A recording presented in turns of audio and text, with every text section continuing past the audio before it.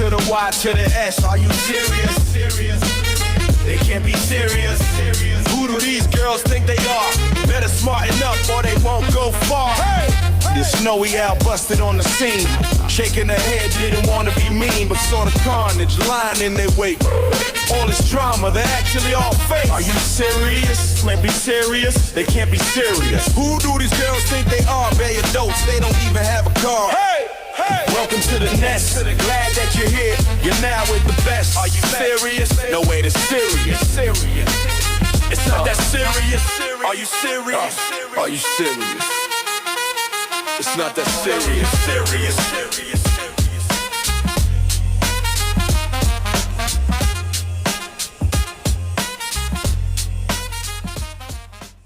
What's going on, Nestie Besties and Owlettes? Welcome to Friday Night in the Nest. Hello. Great to see all of you. How's it going? Oh my gosh, we have an update. Rev has been chilling in a tent, well, trying to stay warm, actually, snuggling up to a man. Do you think that he found Leland and was snuggling with Leland to stay warm? I don't know. I don't know what to think at this point. I don't know what to think. Anna Gags, I miss you too. Rev is in the tent now. I don't know. But we're going to let him speak for himself. Okay. Here he is. Okay. All right, Rev. Tell us what's going on. What's up, guys? It's the Reverend Wizard. Why did I call myself that? Because, well, this cloak around this area now has made me be called the Wizard. So I embrace that. And I will take it. Do you think it's a cloak of invisibility? What is this cloak? What are you talking about? It looks like you're just wearing a blanket. Isn't that just a blanket? Let me see. You kind of let us see a little bit more. Oh, it's a jacket. Oh, no, I don't know. I can't tell. It looks like a blanket. Or a really old jacket, maybe. Must be a long one, huh? All right. Well, this cloak around this area now has made me be called the Wizard. So I embrace that. And I will take it. I hope all you guys are doing well. Me? How am I? I'm blessed every day. This is my home.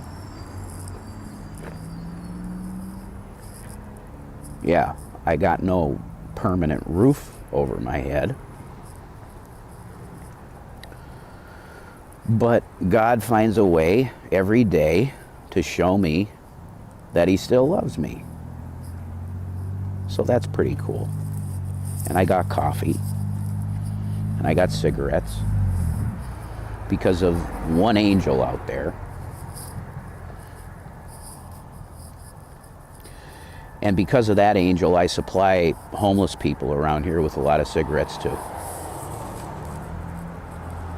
I don't know if I'd call that a blessing from an angel, but all right. Who was it? I can't remember which reaction, whatever channel said it. It wasn't me. But they're like, guaranteed Rev is going to be live streaming soon. No. But I decided to give you a video here. Because you do deserve that. Somebody said, "What? Oh, we've been here for years, Rev, with you. Supporting you. And you can't even make a fucking video for us." Well, I'm making the fucking video now.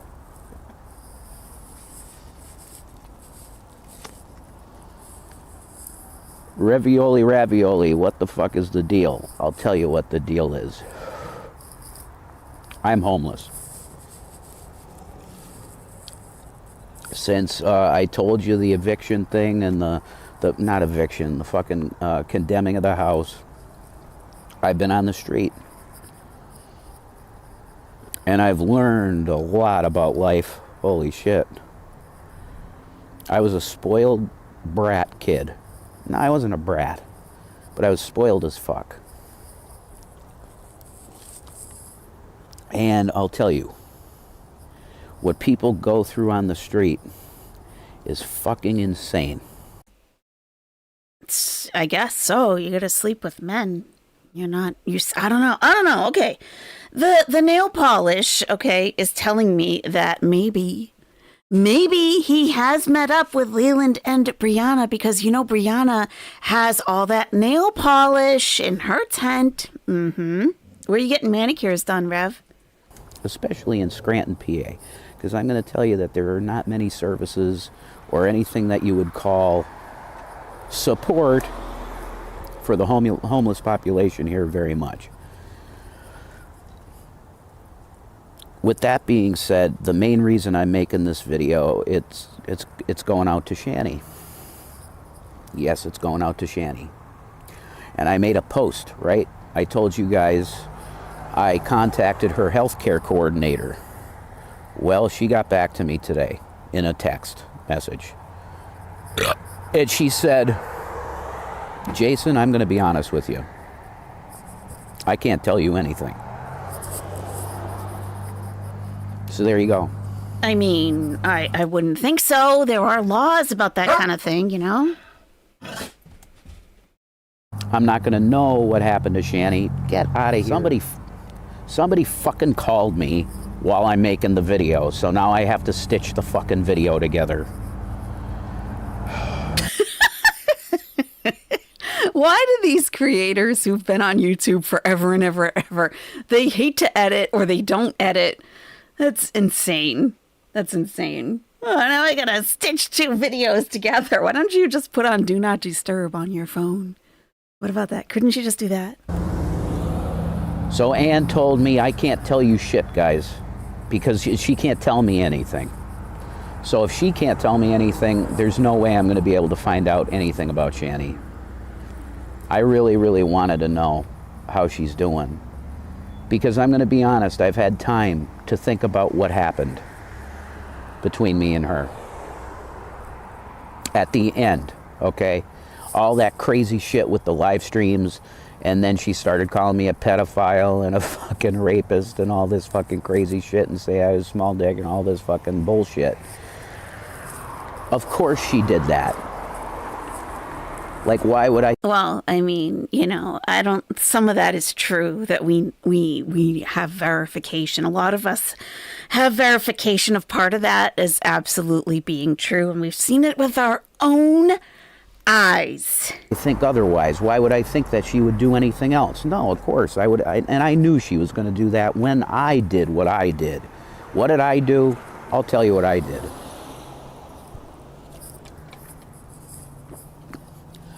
I was really done with the relationship.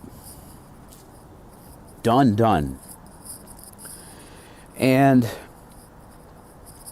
I knew that the only way that she would be okay with us being apart was if I went real negative on her. It was a huge mistake. And I regret it. And I hope Shani sees this someday. Because why? What am I saying to you, Shani? I'm saying to you that I only wanted the absolute best for you, ever. And since having time alone, a lot of time alone, and being lonely as fuck, because that's the way it is when you're homeless. There's a lot of people around you when you're homeless, because you got to come together as a community. But it's also very lonely. If you don't have your girl out here with you, because there's some individuals that have their woman out here with them, that's fantastic. You know, if you can go through this with another soul, that's fantastic. But if you don't have somebody to go through it with, this is fucking death. You saw in my post I said I spent a night with a guy in a tent. Yeah, we cuddled.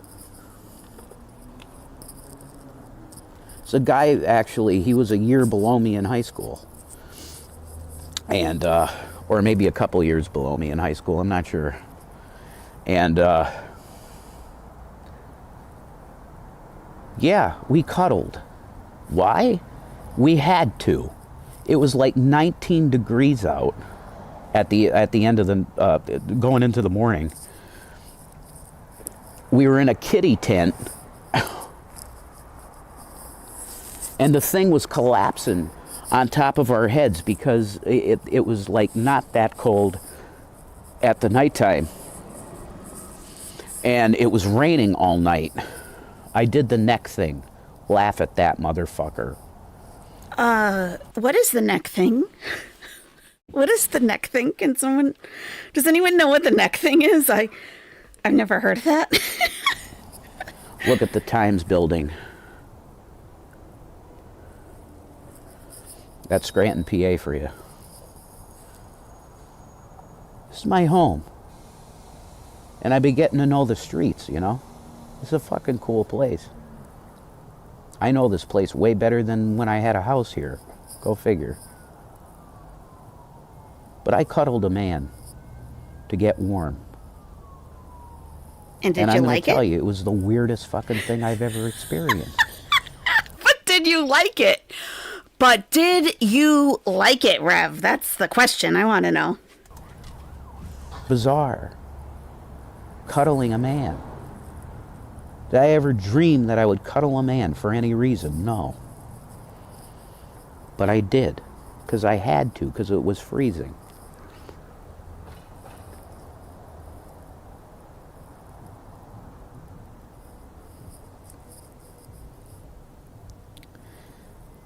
What do I say to you, Shani? Let's talk about the cuddling.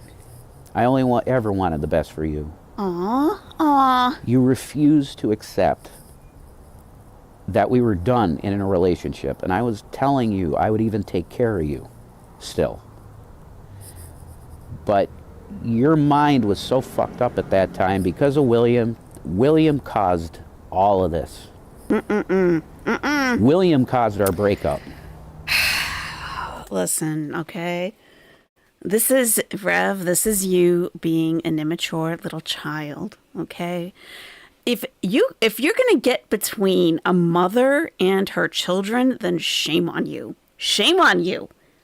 You should just leave. If you're causing conflict between a mother and her children, or asking her to choose, or blaming the kids for anything, really, I mean, you're the adult, Rev. You're the adult. Come on. Come on. And I know I'm going to get so much hate for this. How dare you attack her kid? Yeah, well, guess what? Her kid's an asshole. He was seeking attention because he felt like he was ignored, which is ridiculous because Shani would drop anything to talk to that boy.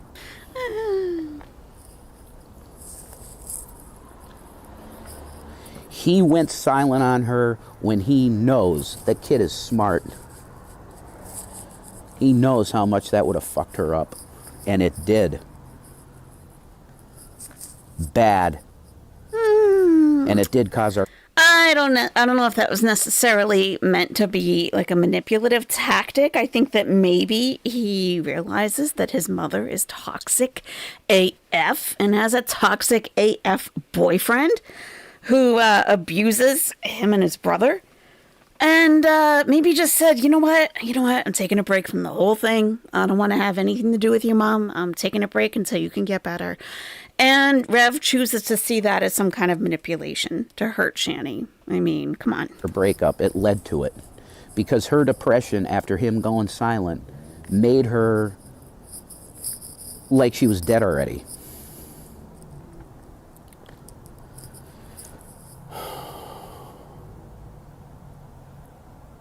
So what am I saying to Shani?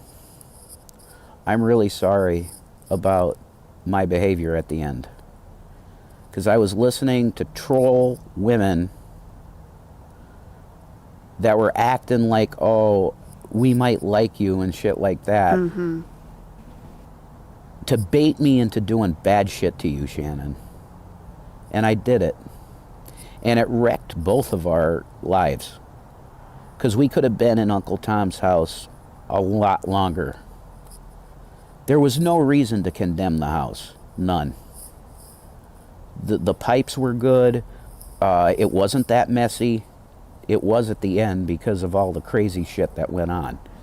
But it wasn't messy. There was no reason to condemn the house. They condemned the house because it became such a problem with the police. And why was that? Because of the shit that I was pulling upstairs that triggered her so bad that she was starting to get physically violent again. So I am taking responsibility right now. And I'm saying directly to Shani, I'm really sorry. Because I've been alone out here walking the streets, smoking cigarettes and whatever. Whatever. And Whatever. Hanging out with dudes in tents? Is that what you mean by whatever? I've had time to really think about this. And I've wept, Shan. I've wept. I have cried a lot for you. Not because I miss our relationship. I don't. I don't miss that. I do miss the good times we had. I think about them with sorrow now. Wow. Because I do miss those good times with you. But I just wanted to make this video to take responsibility for being a fucking asshole. And getting on there with Fupa Cheese, L, the L chick, and Jules. And being really not okay with you. Regardless of their toxic relationship and, everything that has happened over the years, that was a pretty lame way to go out, to allow a couple of women that you don't know to influence you to treat Shani like absolute shit. Does she deserve it? Yeah. Do you deserve it? Yeah. But all of those years, it should have been laid to rest in a more respectful way. I was so fucked up in the head. And I wanted you to really fucking get it that I was done with our relationship. You just couldn't accept that. But now you have to. I forced that. Do I regret that? No, I don't regret that because I did not want a relationship with you anymore, Shan. I didn't. You'd become so fucking miserable that I couldn't see myself going forward in life with you anymore. That's what happened. Do I still have love in my heart for you? I will always have love in my heart for you.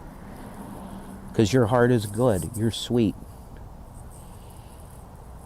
And I wish you the absolute best in life, Shannon.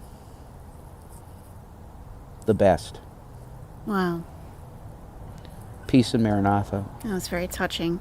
Very touching. We were watching the live stream. Yes, we all watched the live stream. We all saw everything happen. Indeed, we did. Elaine Gray, thank you so much. The Cloak of Stupidity. It's a blanket. Okay, then. So the wizardry all comes down to an old musty blanket. Sounds about right.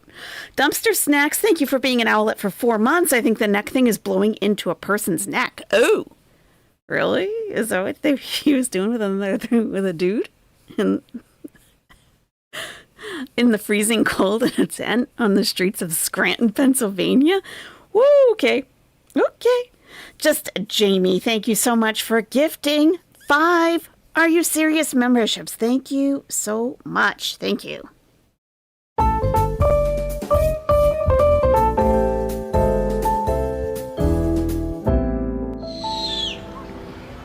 Yes, and we have new Nesties thanks to Just Jamie. Please be sure to give her a big shout out in the chat. We've got Ashley Dew, We Are Negan, Onage, Street Cat Named Desire, and Brodello. Welcome to the nest. Be sure to give Just Jamie a big shout out. Thank you so much. Thank you.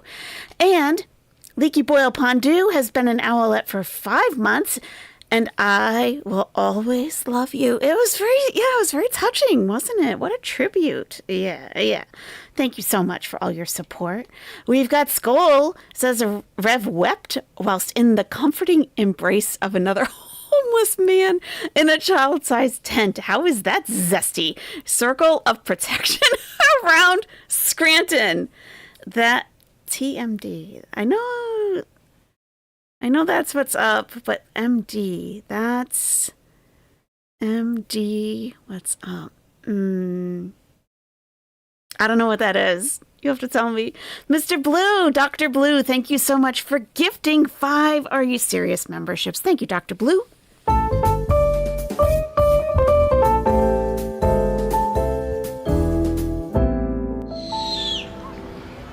And Dr. Blue just gifted to La Where Iglesias, Pixie Cat, Uncovered Possums, Broasted KFG, and Terminally L Official. Welcome to the nest, everybody. Make sure to give Dr. Blue a shout out in the chat. Oh, that's most definitely what's up. Oh, how did I not remember that? Thank you, Skull. Thank you. Yeah. Of course, circle of protection around all of Pennsylvania tonight. Yes, indeed.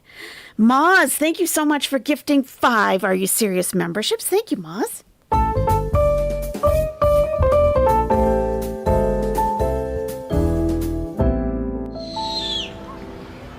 All right, we got Vicky McKissack, Judy Gantz, Miss Connie, Carrie Ford, and Emma Rising. If you're here right now, please be sure to give Moz a big shout out in the chat. You just received a free 30-day membership from Moz. Thank you so much, Moz. I appreciate that. Thank you. Thank you. Woo! Wow. I'm still kind of processing what Rev had to say here. He did, he uploaded a video, and we knew that he would. We knew it would happen. I'm still kind of processing things. What do you guys think? Pax Electa, thank you for gifting 5 Are You Serious memberships. Thank you, Pax.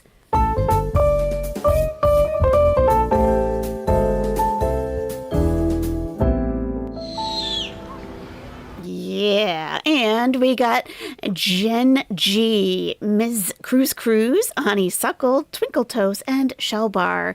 If you're here right now, please give Pax Electa a shout out in the chat. Thank you so much, Pax. And for all the new Nesties, if you're brand new, please check out your welcome video. It's a couple seconds, and you can come right back. You want an eat? Oh, boy. I'm telling you. I am telling you.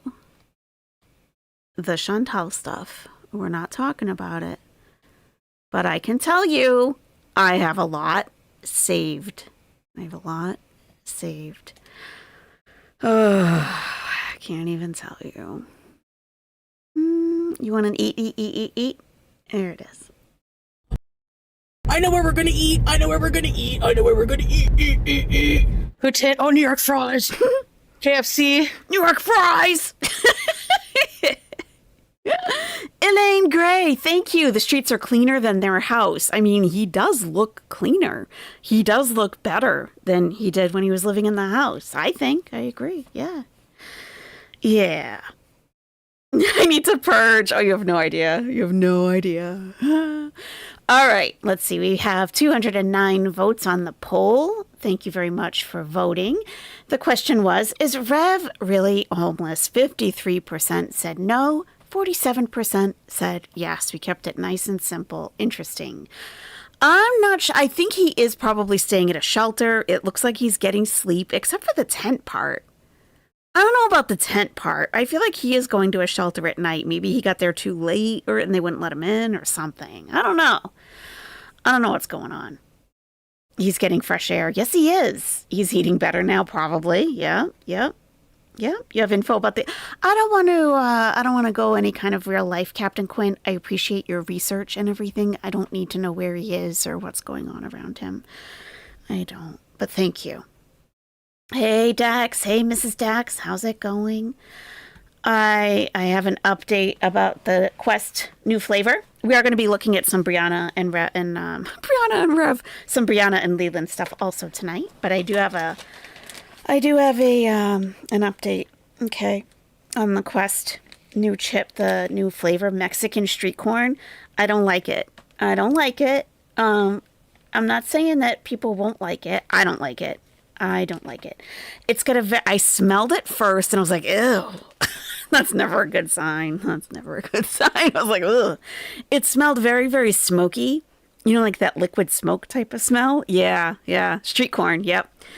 And I was like, oh, okay. Maybe it's one of those kinds of things where you start eating. Eat. And you're like, oh, actually, I thought these were bad, but no, they're really good. It wasn't even that. I mean, they're very, very spicy. So spicy that you almost can't taste the flavor. And it's like spicy and smoky. And that was really all I could pick up from it. Yeah, I'm not thrilled. I will not get them again. That is going to be a big no from me. Sadly. All right. Almost forgot the channel name, Fullestness. I have not been watching my normal YouTube channels for the past few days at all. I am doing a completely different topic on my own. And it's not something I'm ever going to bring to this channel, so you don't have to worry about that. I'm not even posting it on my X. I am going to be posting some stuff on my other channel, I believe, because I can't stay quiet anymore about it. I can't stay quiet, okay? It's nothing I ever want to talk about on this channel. So, just Jamie, thank you. Have you had chili lime or salsa verde? I have had the salsa verde. I didn't get them again. I just got them once. Chili lime, I don't tend to enjoy that flavor, so I never tried them. So, but the loaded taco, man, they are really something else. Flannel Cats, you don't know if you wanna subscribe yet, though. You don't really know what I'm doing over there. I do have depositions that I'm uploading there. Those are kind of interesting. They're very long. Let me see. I put a link to the playlists in the chat just a moment ago. Let me link that again. Those are just the depositions of, you know, the current one of the current issues. Okay. And that's my channel right there. It is called Bellady Dogs because I have Bellady Dogs. So, I'm not doing court stuff. No, I am. If it rhymes with Blepstein, this is such and so. That's my channel right there. I'm not really doing too much on him because a lot of channels are having problems when they talk too much about him. So I'm not really doing too much of him. I am watching. I'm just going to mention it so you know. So you probably will know to stay away from it. But I am in active World War III watch all day. So, yeah. And I will not be bringing that ever to this channel or on my Twitter. So I am starting to use my Bellady Dogs X account to post over there. So, yeah. I have too much to say. And I didn't have a place to say it. Thank you, All Father 630. That is me. Yes. Life of a Free Spirit. Thank you. You're here for this? Yeah. Right? Thank you, Life of a Free Spirit. You know what, Life of a Free Spirit? I think you look kind of like a little bit Samoan. Bro, you look Samoan as fuck. I bet you are Samoan. Samoan or New Zealand Aboriginal? Am I close? Is she close? You look Samoan AF. Thank you, Life of a Free Spirit. Appreciate you. Appreciate having you here. Lori Compton, we got a weight loss surgery update from Lori. Okay, 364 to what? 173? Holy crap! What? Oh my god! How much is? I gotta bust out a calculator for that one. Whoa, that's amazing. 364. You have lost 191 pounds. Holy what? Almost 200 pounds you've lost, and you're 5'9". Lori, oh my God. That is fantastic. Congratulations. Oh, that is so awesome. Wow. Wow. Fantastic. Woo! Rendy, thank you so much for being a Nestie Bestie for 8 months. You'll definitely follow. Okay. Okay. I'm expecting it to be, I don't know. That channel has been rough for the Ability Dogs channel ever since I switched it from its original content, which was dumpster diving. It has been a bit of a challenging channel, so we'll see. We'll see. If I can it's just a lot of assholes, but I am in Gore World, so I should be used to it, right? Okay. So, yes, Ashley. Yes. I have a lot of tools that I'm using to watch it in real time. So, it has really been something else. Okay, let's move on. Did you ever think of donating some of that fat to Rev? That's funny. Yeah, Rev needs some sustenance. All right, the fullest Ness. Okay, we do have some new shorts. We do have some new short videos. All right, yes, we do. Okay, all right. We'll just start here. Okay. All right, let me just turn this up. And, okay, so this is titled, Brianna Teaching Me How to Do Makeup. Okay, she's not teaching him it. And, I don't know. I feel like they're getting I don't know what's happening here. I'm kind of at that point with these guys, and I'm not sure what they're doing. Okay. She's just like kind of putting on makeup. I don't know. Do you want my eyebrows brushed out? Yeah, you can do that. Okay. I'll get my new pouch. With Hold my on. makeup.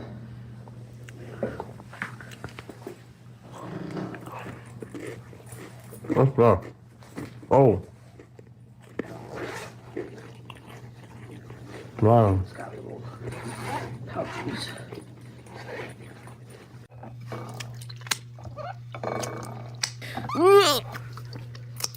Listen, we don't need to see all that. Okay. The difference, let me see. Let me see. Yeah. Okay.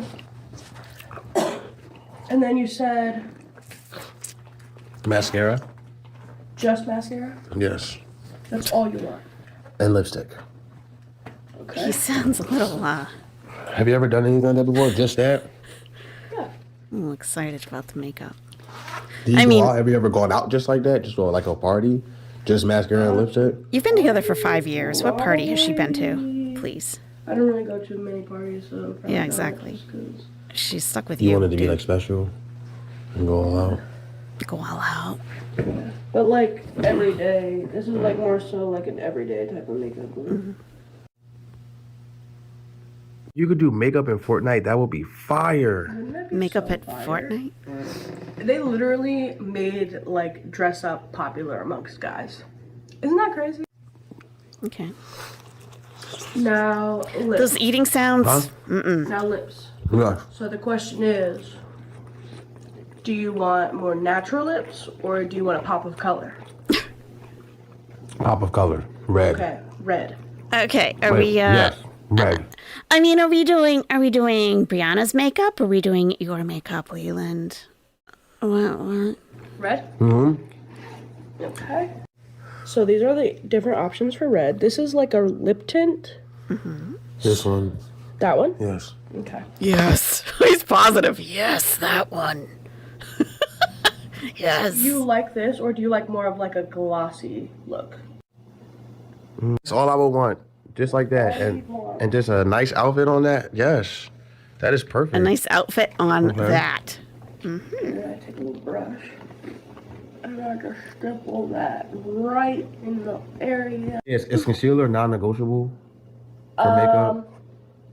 This part right here, Yeah. just in here. I do like that. Blush is a non-negotiable. Yes, I love blush, and I know that I have natural blush, but Yeah, I like to see your imperfections. Foundation gets rid of that, right?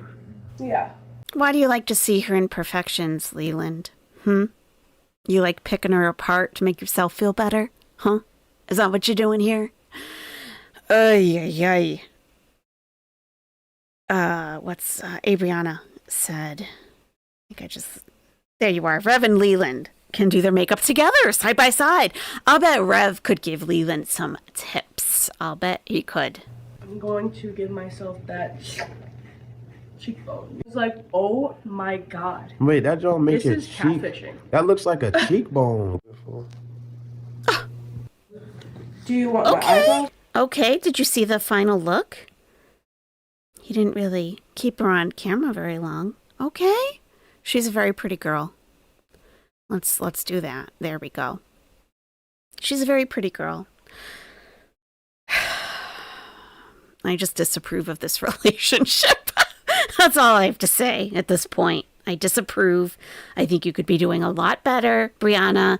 And I think that 5 years with this scumbag, your self-esteem is probably in the toilet, and maybe you think you can't get anyone better or different. Trust me, you can. And even if you don't think you could, be alone. It's okay to be by yourself. 100%. You are capable. You are capable of being alone and thriving. Okay, you don't need this. You just don't.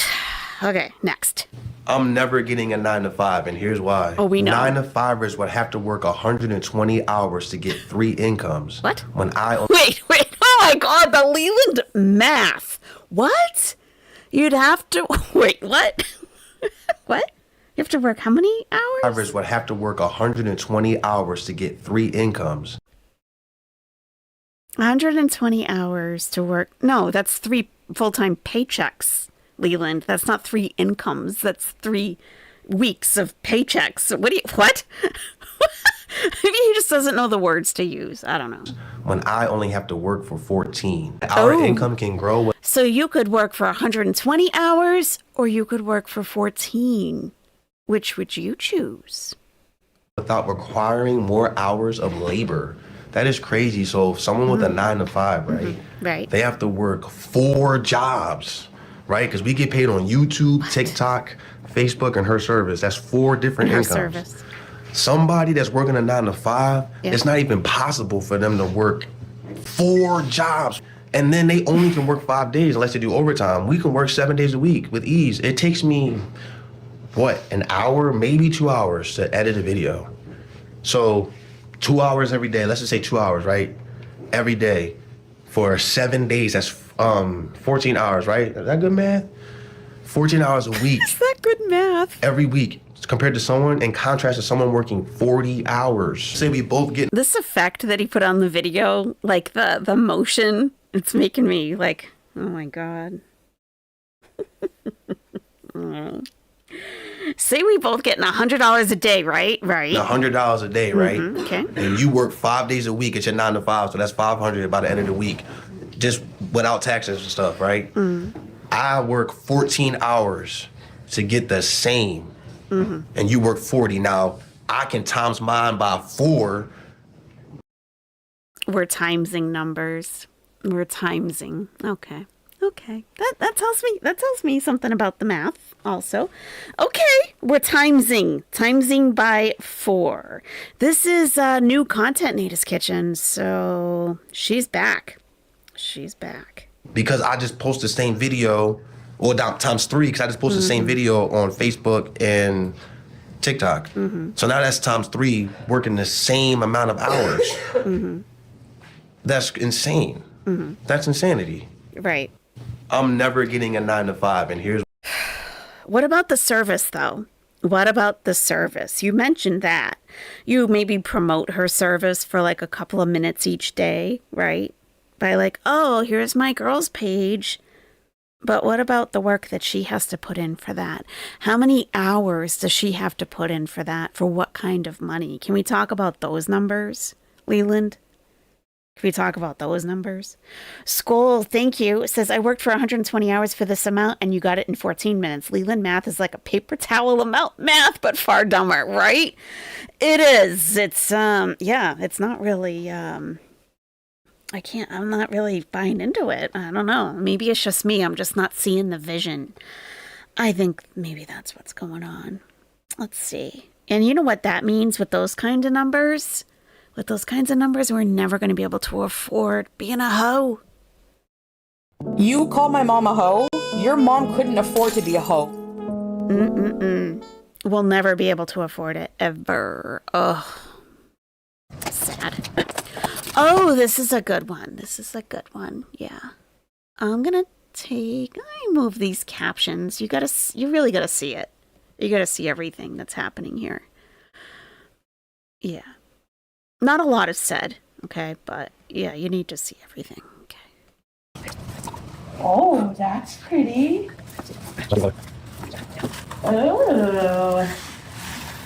Oh, that is so pretty.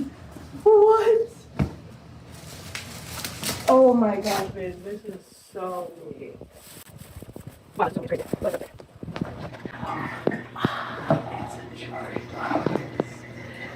You've been wanting to give me this drawing, huh? Mm-hmm. Oh my gosh, this is so cute, babe. I'm obsessed. Oh my god, it's so cute, babe. Stop. I really wanted to make sure I got you the right one. No, it has bracelet. Oh my god, it's so cute. Oh my god, babe, it's so fucking cute. I can't even get enough. Okay, so he got her a jewelry box. Okay, that's nice. Okay. You know, maybe she really needed a jewelry box, I guess. Okay. All right. I mean, I use the equivalent of fishing tackle boxes for all my jewelry because I have way too much. And that actually, I'm not even going to tell you. I mean, the vast majority is costume jewelry, let's be real. But still, I got to have a place to put it and be able to find it when I need it, right? So this would never work for me. But, so I'm thinking, all right, jewelry box. Okay, I don't know what the occasion is. It's not her birthday. Maybe it's just like, thanks for coming back to the tent. You know, thanks for choosing me instead of that other guy or whatever. Who knows what? You know, maybe he cheated on her. And that's like, sometimes that happens in relationships. I will never understand that, how that's supposed to make up for infidelity. But some people are into that. Hey, if you buy me this, I'll forgive you, I guess. But the jewelry box, I'm thinking, I'm waiting to see what little piece of jewelry he hid in one of these little drawers. Like, when's she going to find it? Where, when does she find it? And what is it going to be? That's what I'm thinking this whole time. Like, okay, where is it? Where is it? Where'd you get her? I'm so glad you like it, baby. I love it. What's this? Oh, she's adorable. And you tuck the little necklaces in. Oh my god, it's so beautiful. I just love it so much. Oh, it's so cute. And it comes with a key. Now, what is this, though? Oh, it's Oh. I was hoping it wasn't messed up. satisfying. Ready?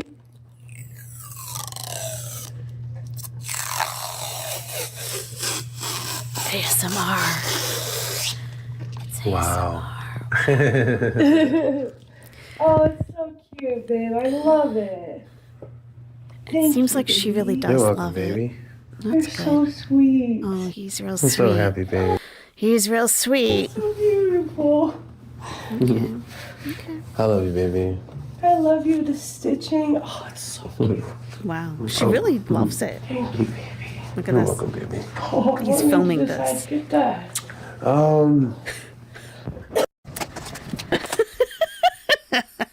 What? Oh, Welly, thank you so much for being an Owlette for 14 months. Is this dude buying her a gift with her money? I hope not. I hope that's not the case, but, it probably is. Even more insulting. So there was no surprise little piece of jewelry hiding anywhere. Oh, that's depressing. That's depressing. I would be like, well, let me check these drawers again. Maybe I missed something. But no, there was nothing in there. I mean, even if it's just like, I don't know, like a pair of cubic zirconia earrings. Like just a little something. Like, here's your first thing for your jewelry box. Like, I already put something in there for you. Like, I don't know. Don't most people think to do that? I don't know. Maybe not. Maybe not. I'm expecting too much from Leland. Okay, now we have cooking bacon with water. Okay.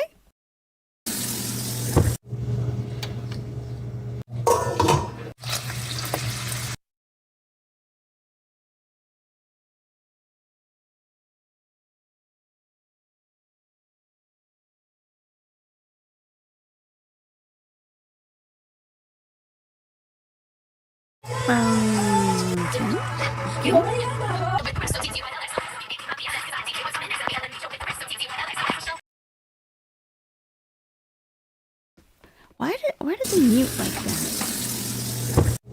No, it's not. Yeah, he doesn't bother. He doesn't explain what the water technique is or what he's doing with the water. I don't understand. Does anyone know anything about this?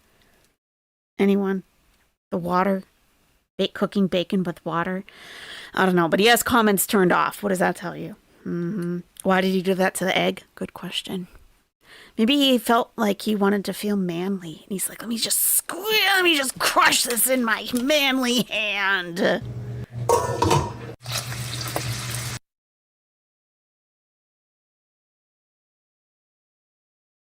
It keeps the grease from popping? Oh, all right. Okay, some greens. Just smash that down in there. Okay.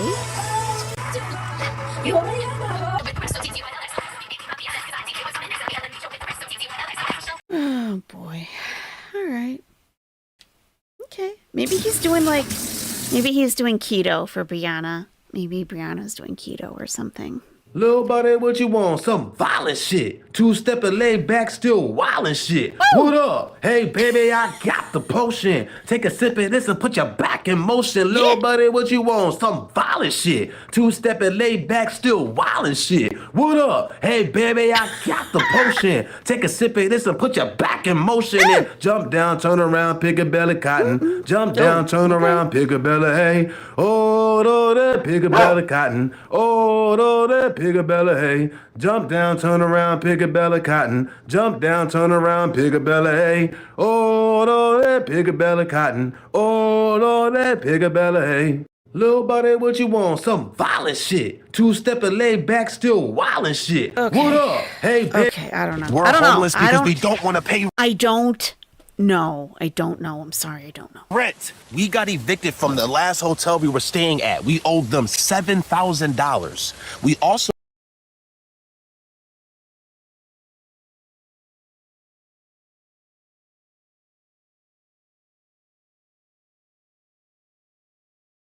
are $35,000 in debt with shoot. taxes. Was I muted? Yeah. So now he's saying he owes the hotel $7,000. I thought it was $6,000. So what is happening with Leland's numbers here? Now they owe $7,000 plus $35,000. I don't get his math. I'm not getting it. We're homeless because we don't want to pay rent. We got evicted from the last hotel we were staying at. We owed them $7,000. We also are $35,000 in debt with taxes and credit. Our credit is horrible, which is why we're staying out here so we can save money fast. Living in a tent, paying no rent, we can reach the goal quicker of getting a tiny home, which is the ultimate goal. And we're not staying out here that long either. We only want to stay here for 3 to 6 months. Hopefully we don't get caught in the meantime, which is why we have camo on the tent. We also have boot. Leland, when was this posted? This is old footage. This was posted yesterday, March 5th, yesterday. Why is there no snow on the ground? Why is it looking like autumn here? Why is this being posted in March? We see you, Leland, okay? We see your tomfoolery, and I'm calling it out. Where's the snow? Where's the snow? Brianna's gone. Rev moved in. This was posted yesterday. If this isn't recycling content, I don't know what is. But for now, this is the choice that we're making because we want to save money fast. And this will not be possible without you guys. So thank you so much for supporting us to the fullest. We get paid on YouTube, TikTok, Her Service, and Facebook. Thank you so much. We're homeless because we don't want to pay rent. We got evicted from the last hotel we were staying at. We owed them $7,000. We also are $35,000 in debt. Whoa. Wait a minute. Wait. When he was getting in, could we see the outside? Yes, we can.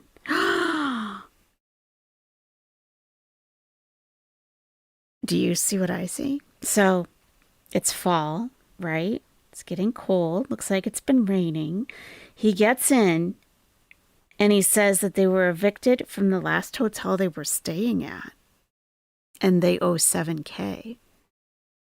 They were just evicted from that hotel in like December, where they owe $6,000. Do they owe 2 hotels a total of $13,000? We just saw them get evicted. That was in December. What is happening here? We're homeless because we don't want to pay rent. We got evicted from the last hotel we were staying at. We owed them $7,000. We also are $35,000 in debt with taxes and credit. Our credit is horrible, which is why we're staying out here so we can save money fast. Living in a tent, paying no rent, we can reach the goal quicker of getting a tiny home, which is the ultimate goal. And we're not staying out here that long either. We only want to stay here for 3 to 6 months. Hopefully we don't get caught in the meantime, which is why we have camo on the tent. We also have boot covers and it's raining right now, so this is the perfect time to use them. We also have a boot and shoe mat, so all our shoes can go in here when they get muddy. It don't get on the carpet. Propane for cooking, water for the cooking, glass straws, cooking supplies, utensils. We got a mitt, a stitch mitt for grabbing the pan. We have more cooking supplies. Our stove is in there and clothes. Okay, we have shower equipment. That's how we take a shower. Bowls and towels. Okay, we have a dresser, and on top of it, we have nutrition, tissues, knives, scissors, Monopoly deal for when we get bored. Okay, Ziploc bags, trash bags, hand sanitizer, and lanterns. Okay, a vacuum for the carpet. This carpet keeps our feet from getting cold. Shower shoes for when we go to Planet Fitness. Sometimes I use them as slides inside too. Dustpan and a little sweeper for cleaning. Bathroom cleaning supplies. Extra bags and poop bags for the toilet that we have. Underneath the toilet is a bucket, so all that poop can go in the bucket. It keeps the smell in. He has something in common with Chantal. These people have something in common with Chantal. They both use bags for their human waste. Bags. How did we evolve as humans where we all pretty much have, for the most part, not everybody, but indoor plumbing? Most people have a place to eliminate their human waste. Why are these people pooping in plastic bags? Chantal, Leland, and Brianna. Don't tell me that Rev is also pooping in a bag. I wouldn't be surprised. Where are they putting the bags? Good question, Tater Tot Hot Dish. Very good question. And that's the last clip on YouTube. Let me see if he has anything going on over on Instagram at the moment. How do they get to Planet Fitness in the store to haul all this stuff around? That is, they don't haul it around, actually. They leave it there, and then people come in and steal it from time to time. But they do have a friend named Tyler who has a car. So I don't know if Tyler's doing it, or they do, tend to put their tent in very, populated areas. Like, they put it in the back of, a mall at one place. They had it on the land of an not abandoned, but like a vacant office building. So knowing them, they probably did it like right next to it, right next to Planet Fitness. I wouldn't be the least bit surprised. Yeah. One of the clips, he dumps a bucket of bags into a dumpster. Isn't that the food from the restaurant, though? That's what I thought. What is this? All right, let's take a look. Let's see. Okay, fullestness, the value of things. Oh boy. Oh my, Leland logic. Okay. Okay, the value of things. Before you have, okay, while you have, after you lose. Is this more of a sign that he has lost Brianna and she's just like back and forth for now? Before you have it, it means a lot to you. While you have it, it means the least amount to you. And after you lose it, it means more than anything. Is this a sign? Oh my goodness. Okay. That's my share of 7. Uh-oh, what's this?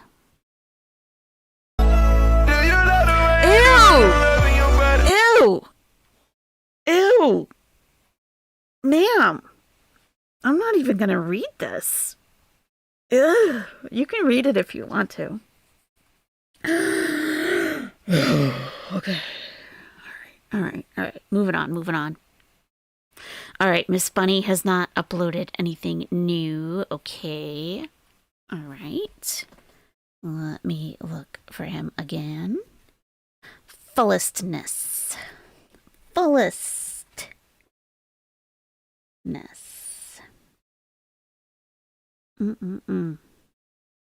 You're nasty, Brianna. You're a nasty lady. And you know what? I know a lot of people like that, and that's cool, but, you know, I don't know. I don't want to think about Leland. You know what I'm saying? Maybe you're not even talking about Leland. Could that be? I wonder. Okay, so he's just uploading the same exact thing to Instagram.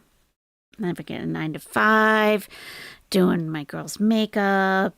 Here we are at the hotel. Oh, if you missed this one, you have to see it. Okay, you have to. It's a must. You have to. Sorry. Oh, lucky you. Lucky you. Lucky you. You can't see it. Oof, it's pretty bad. Let me turn on the volume. You got to hear it. Okay. Yeah, you have to see it. It's a must. It's a must. He turned off comments. Shocking. And it says here, can you brush your tongue without gagging? Yes, Leland's Grinder video. Potentially advertising his own services.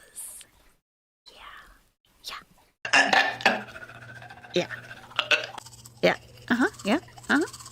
Hey, Kimberlina. Yep. In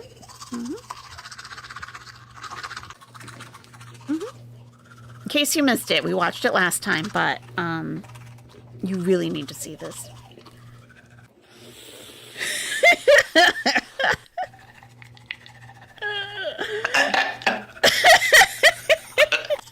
Okay. It's enough. All right, that's enough. Okay. Are you okay? What's going on? You good? All right. Manic toothbrushing? I mean, I guess you could call it that. I don't know. Well, you need to go back out again, sir? I don't understand these dogs. I don't. I haven't live streamed in a couple of days, but you just need to go out, like, the whole stream, huh? That's cool. Hey, do you really have to? He's like, I just want you to come open the door so I can look outside. Well,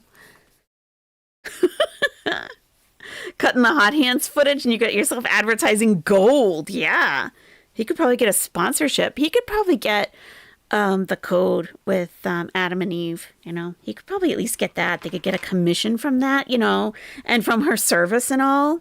Probably. I'm just saying.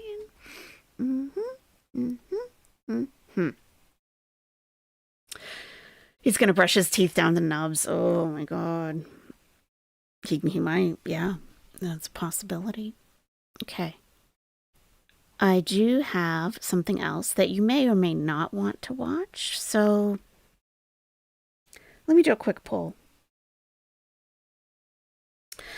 What's his name? The annoying guy. Okay, Brent Tim.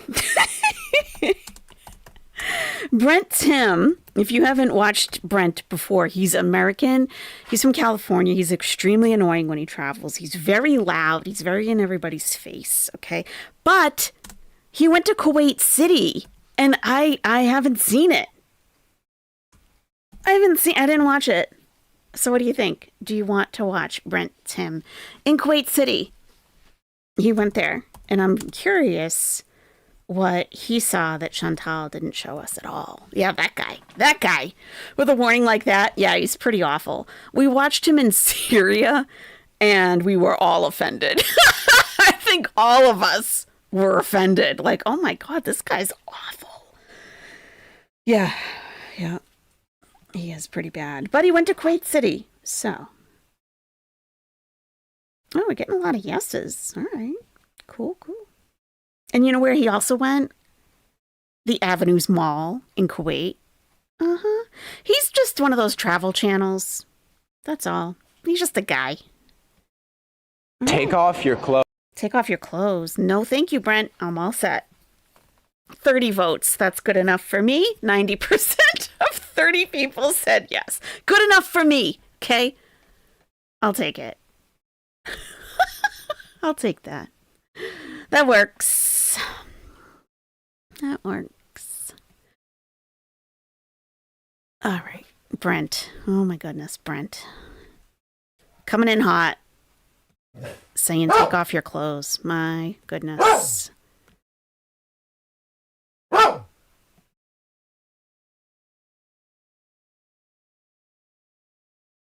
Do you smoke? Do you drink? God always welcome to Kuwait. No, normally. Welcome to Kuwait. 5 minutes after arriving in Kuwait, I was ready to declare it the worst country I've ever visited in my life, and I was ready to book a ticket to get out of here as soon as possible. Let's grab a coffee and talk about it. This is Boost Coffee, and I guess it's an actual Kuwaiti brand. I did not travel all the way to the Middle East to go to Starbucks. I can drink bad coffee at home. Assalamu alaikum. Salam, sir. How are you, sir? Good. How are you, brother? Good, sir. Thank you. Is this a Kuwaiti brand? Yes, sir. What kind of drinks do you recommend? Would you like coffee or matcha? We have the matcha, iced tea, and coffee. Ooh, I like matcha. Is matcha popular in Kuwait? Yes, sir. Which one is the best? The best is the nutty matcha. It's very serious. The naughty matcha? Matcha, vanilla, salted cream cheese foam, and collagen? Okay, yeah, I'll take one of those to go, please. Is that the cream cheese? Yes, sir. Oh, man. Salted cream cheese, sir. Salted cream cheese. That's crazy. I've never had that on a drink. Nice. Shukran. Thank you, brother. Cheese. Definitely can't get hot coffee with these temperatures. It is 91 degrees out in freedom units. I don't know what that is. In freedom units. Oh, Brent. Here we go. Starting early, huh? Freedom units. We call that non-communism degrees, Brent. Okay. In normal temperature, but it's so hot. The guy at my hotel was like, no, sir, you cannot go out. You cannot walk. Like, please, like, take a car. Wait until 6 p.m. I'm like, nah, bro. I got places to go and people to see. Before I explain why the Kuwait airport was the worst airport experience of my life, let's try this thing. This was about $8 USD. Kuwait, it's one of the richest countries in the world, but it's also quite expensive from what I hear, but this is probably the same price that you would pay back in the USA. Pow. Especially in California. That is the best matcha drink I've ever had in my life. It tastes like a matcha cheesecake smoothie. Unreal. Goated. Super sugar. Is that what is this? Those aren't the Kuwait towers behind him. That's just one. Okay. But he's in Kuwait City. All right. Could drink 15 of these. So my plane landed at about midnight. I flew in from Lebanon. I got my visa on arrival. The process went super smooth. It only took about 5. He flew in from Lebanon. That's like Chantal flying into Beirut and then getting driven to the border of Syria. Nada's Kitchen, thank you so much for being a Nestie Bestie for 15 months. I was so happy it was Friday, but being able to spend some time in the nest has made it so much better. Thank you. Are you serious? And the Nest. Thank you, Nita's Kitchen. Thank you. Glad to have you here. Minutes, everybody was all smiles, and then came time to run my little bag through the custom scanner, and that's when things got bad. I put my backpack through the X-ray scanner machine, it goes through, and immediately this immigration/custom agent or whatever takes... That's a good question, Magwencia. When is this from? 3 months ago. Not long ago. How did we miss this? November 18th. I don't know how we missed it. Okay. My bag, and he's like, come with me. And he takes my passport and he takes my visa on arrival piece of paper, and he says, go get your big bag and come meet me over here. And he said, go get your big bag and meet me over there? Okay. Proceeds to open up my small bag, and he starts going through everything. And I think, okay, no big deal. I have this happen at, tons of airports all over the world. I just figure that maybe because I carry so many electronics and cameras that caused something to raise an alarm in the system. So he starts going through my bag, and he is very meticulous. I mean, he is taking every single piece of electronic equipment out, every single hard drive, every charger cable. And he asked me, do you smoke or drink? And I'm like, no, not at all, which is true. I don't smoke. I don't do drugs. I hate shisha. And while I literally only have maybe 5 or 6 alcoholic drinks a year, I didn't feel like I was lying when I told him that I didn't drink, because Kuwait is a country where alcohol is illegal. And so I didn't want to give him any reason to be any more suspicious of me than he already was. And he's almost done checking my entire small backpack, but this is where things get weird. He starts running his hand through every single pocket, every single crevice of the backpack, kind of like looking for particles or something. God only knows. Looking, okay. He's running his hand through all the crevices. Brent, was this... You sure you... Okay. He doesn't find anything, because why would my dumbass bring anything illegal to a country in the Middle East, especially a country like Kuwait that has like straight up zero tolerance policies when it comes to drugs and alcohol. This is the last kind of country where I would try any sort of like that. And he tells me to put everything back in my small bag, but then to give him my big bag. And this is where things get crazy.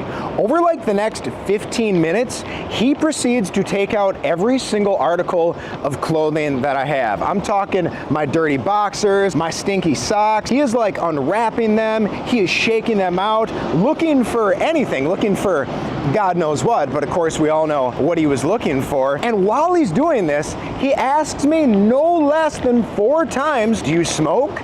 Do you drink? And by the 4th time, I'm like, bro, I have told you that I do not smoke and I do not drink. Why do you think that? Like, is it because of the hair? And I got a smile on my face, like I'm still feeling like very light about it, like whatever, I get it. Maybe this is the way they do things in this country. And he's just sitting there with a stone cold expression on his face. He's not smiling, he's not laughing. Hold up, we'll get back to the video in just a second, but I want to give a major shout.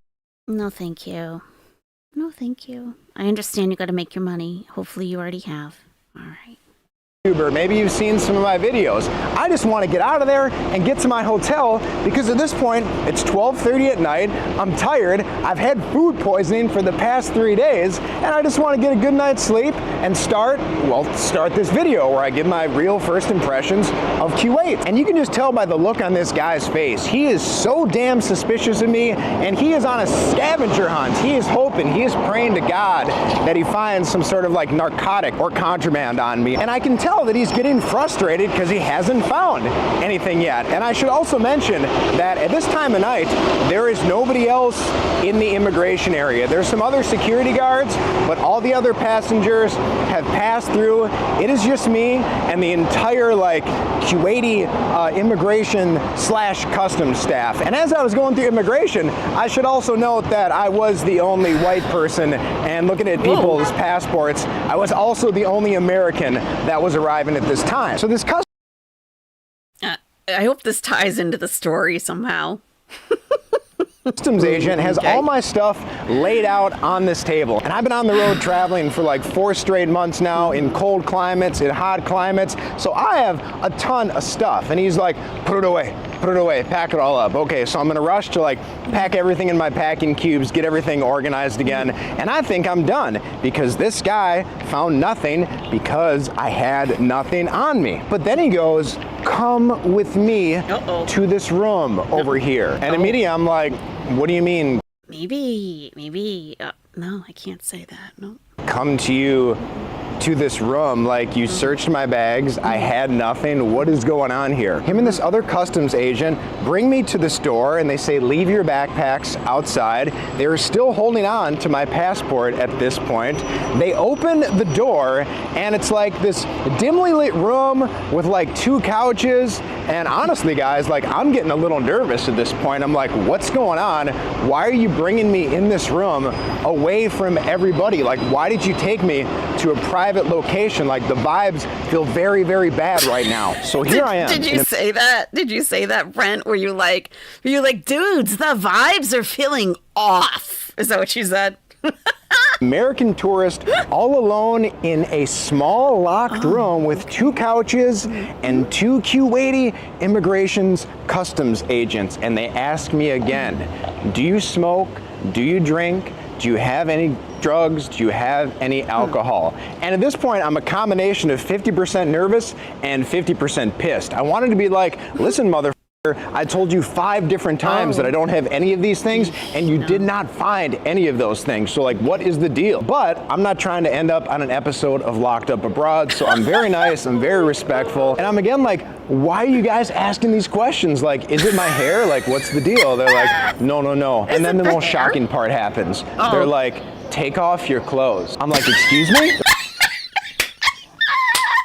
Brent! Now, if you're annoyed with Brent, it's okay. It's okay. At first, we kind of liked him. Like, oh, wow, look. I think we were just so happy that he was taking us places that Chantal wouldn't. Like, he took us all through Syria. He really did. Like, we went to the souk and everything, places that she wouldn't go. So we're like, oh, yeah, he's getting all in there. But then he started tying the Syrian flag around his head. Okay? Like, around his forehead. Like the Karate Kid type of thing, you know, like that. And then we were like, wait, this is a little what? And he was loud. And yeah, so then we kind of turned on Brent. We were like, you know what, dude? No, you're no. This is like, I'm embarrassed, Brent, on your behalf, and you should be embarrassed, but you're not. So now you're being told to strip. Okay, all right. They're like, yeah, take off your shirt, take off your socks, take off your pants. And at this point, I'm sweating. And I'm also thankful that I'm not a member of the Free Ball Society because I do have my boxers on. So, off comes... Chantal is a member, however. Yeah. Comes my jacket. Off comes my shirt. Off comes my socks. Off come my shoes, where they are literally lifting up the sole of my shoe to look for something. And then there I am, standing there, kind of humiliated in nothing except my boxers. And these guys like don't speak very much English at all. So there's, already confusion on what the hell's going on. And then they're like pointing at like my crotch area. What? And fresh new, cheeky ones. Those are my favorites. Cheekies! Did they want to see your cheekies, Brent? Walaikum salam, habibti. Oh my goodness. Okay. I'm like, you want me to take these off? Is that what's gonna happen? And I'm starting to freak out. Like, I think maybe like they're about to bust out the rubber gloves and go digging in my turd cutter or something. Like every... Okay. Everything is on the table at this point. I'm like, am I ever gonna make it out of this country? And I'm starting to think like, could they possibly plant something on me? Like, I don't know their intentions here. Like, what the is going on? And so they're like making a motion like to take my hand and like put it like, well, where the family jewels are, where the stones are. And I'm like, all right. So I pull open my boxers and I shove my hand down there and they start to get like weirded out. But then they tell me that I like need to like crouch down because they literally thought I was hiding something up there and they wanted to see if it was gonna fall out. And I'm like, nothing there. And again, they asked me like, you're sure you're not hiding anything in there? And I'm like, why didn't they just bring the drug dogs though to come sniff you? they stripped you down completely? Why didn't they just bring the dogs? No, bro, I am not hiding anything. And then, thank God, the guy says, put your clothes back on. Okay. But then he whips out a piece of paper where pretty much everything is in Arabic, right, except for one section. Yes, it is the official language of the country. Yes, none of their documents are in English. That is correct, Brent. Yep. Is like a declaration that I did not bring anything illegal into the country, but he's like, sign here, sign here. But the part he wants me to sign is an area that's all in Arabic. I'm like, what the fuck am I signing? Look at these guys coming up on him. Look at this guy looking in the camera. They're like, stop telling this story. So they want you to sign a declaration that you're not bringing anything in, but you can't read it. They're just telling you what it says in English, but it's Arabic. Okay. Would you sign? Would you sign if that happened to you? What would you do in this instance? What would you do if they were like, nah, no, we're pretty sure you're smuggling something? This is Kuwait. This is Kuwait. What would you do? You know what I would do? You know what I would suggest to anybody? Anybody? You may want to call the embassy of the country that you reside in that is in Kuwait. You'd maybe want to call the embassy and tell them what's going on. Because if anything, you should be able to get a copy. At the very least, you should be able to get a copy of this in English. You should never be asked to sign something that's in a completely different language that you can't read and that you don't understand. Am I giving up my rights? Like, am I admitting to something here? But at this point, like, I got no choice. Like, I have to sign the piece of paper. These guys barely... No, you do have a choice. You do have a choice. People panic, though, and understandably.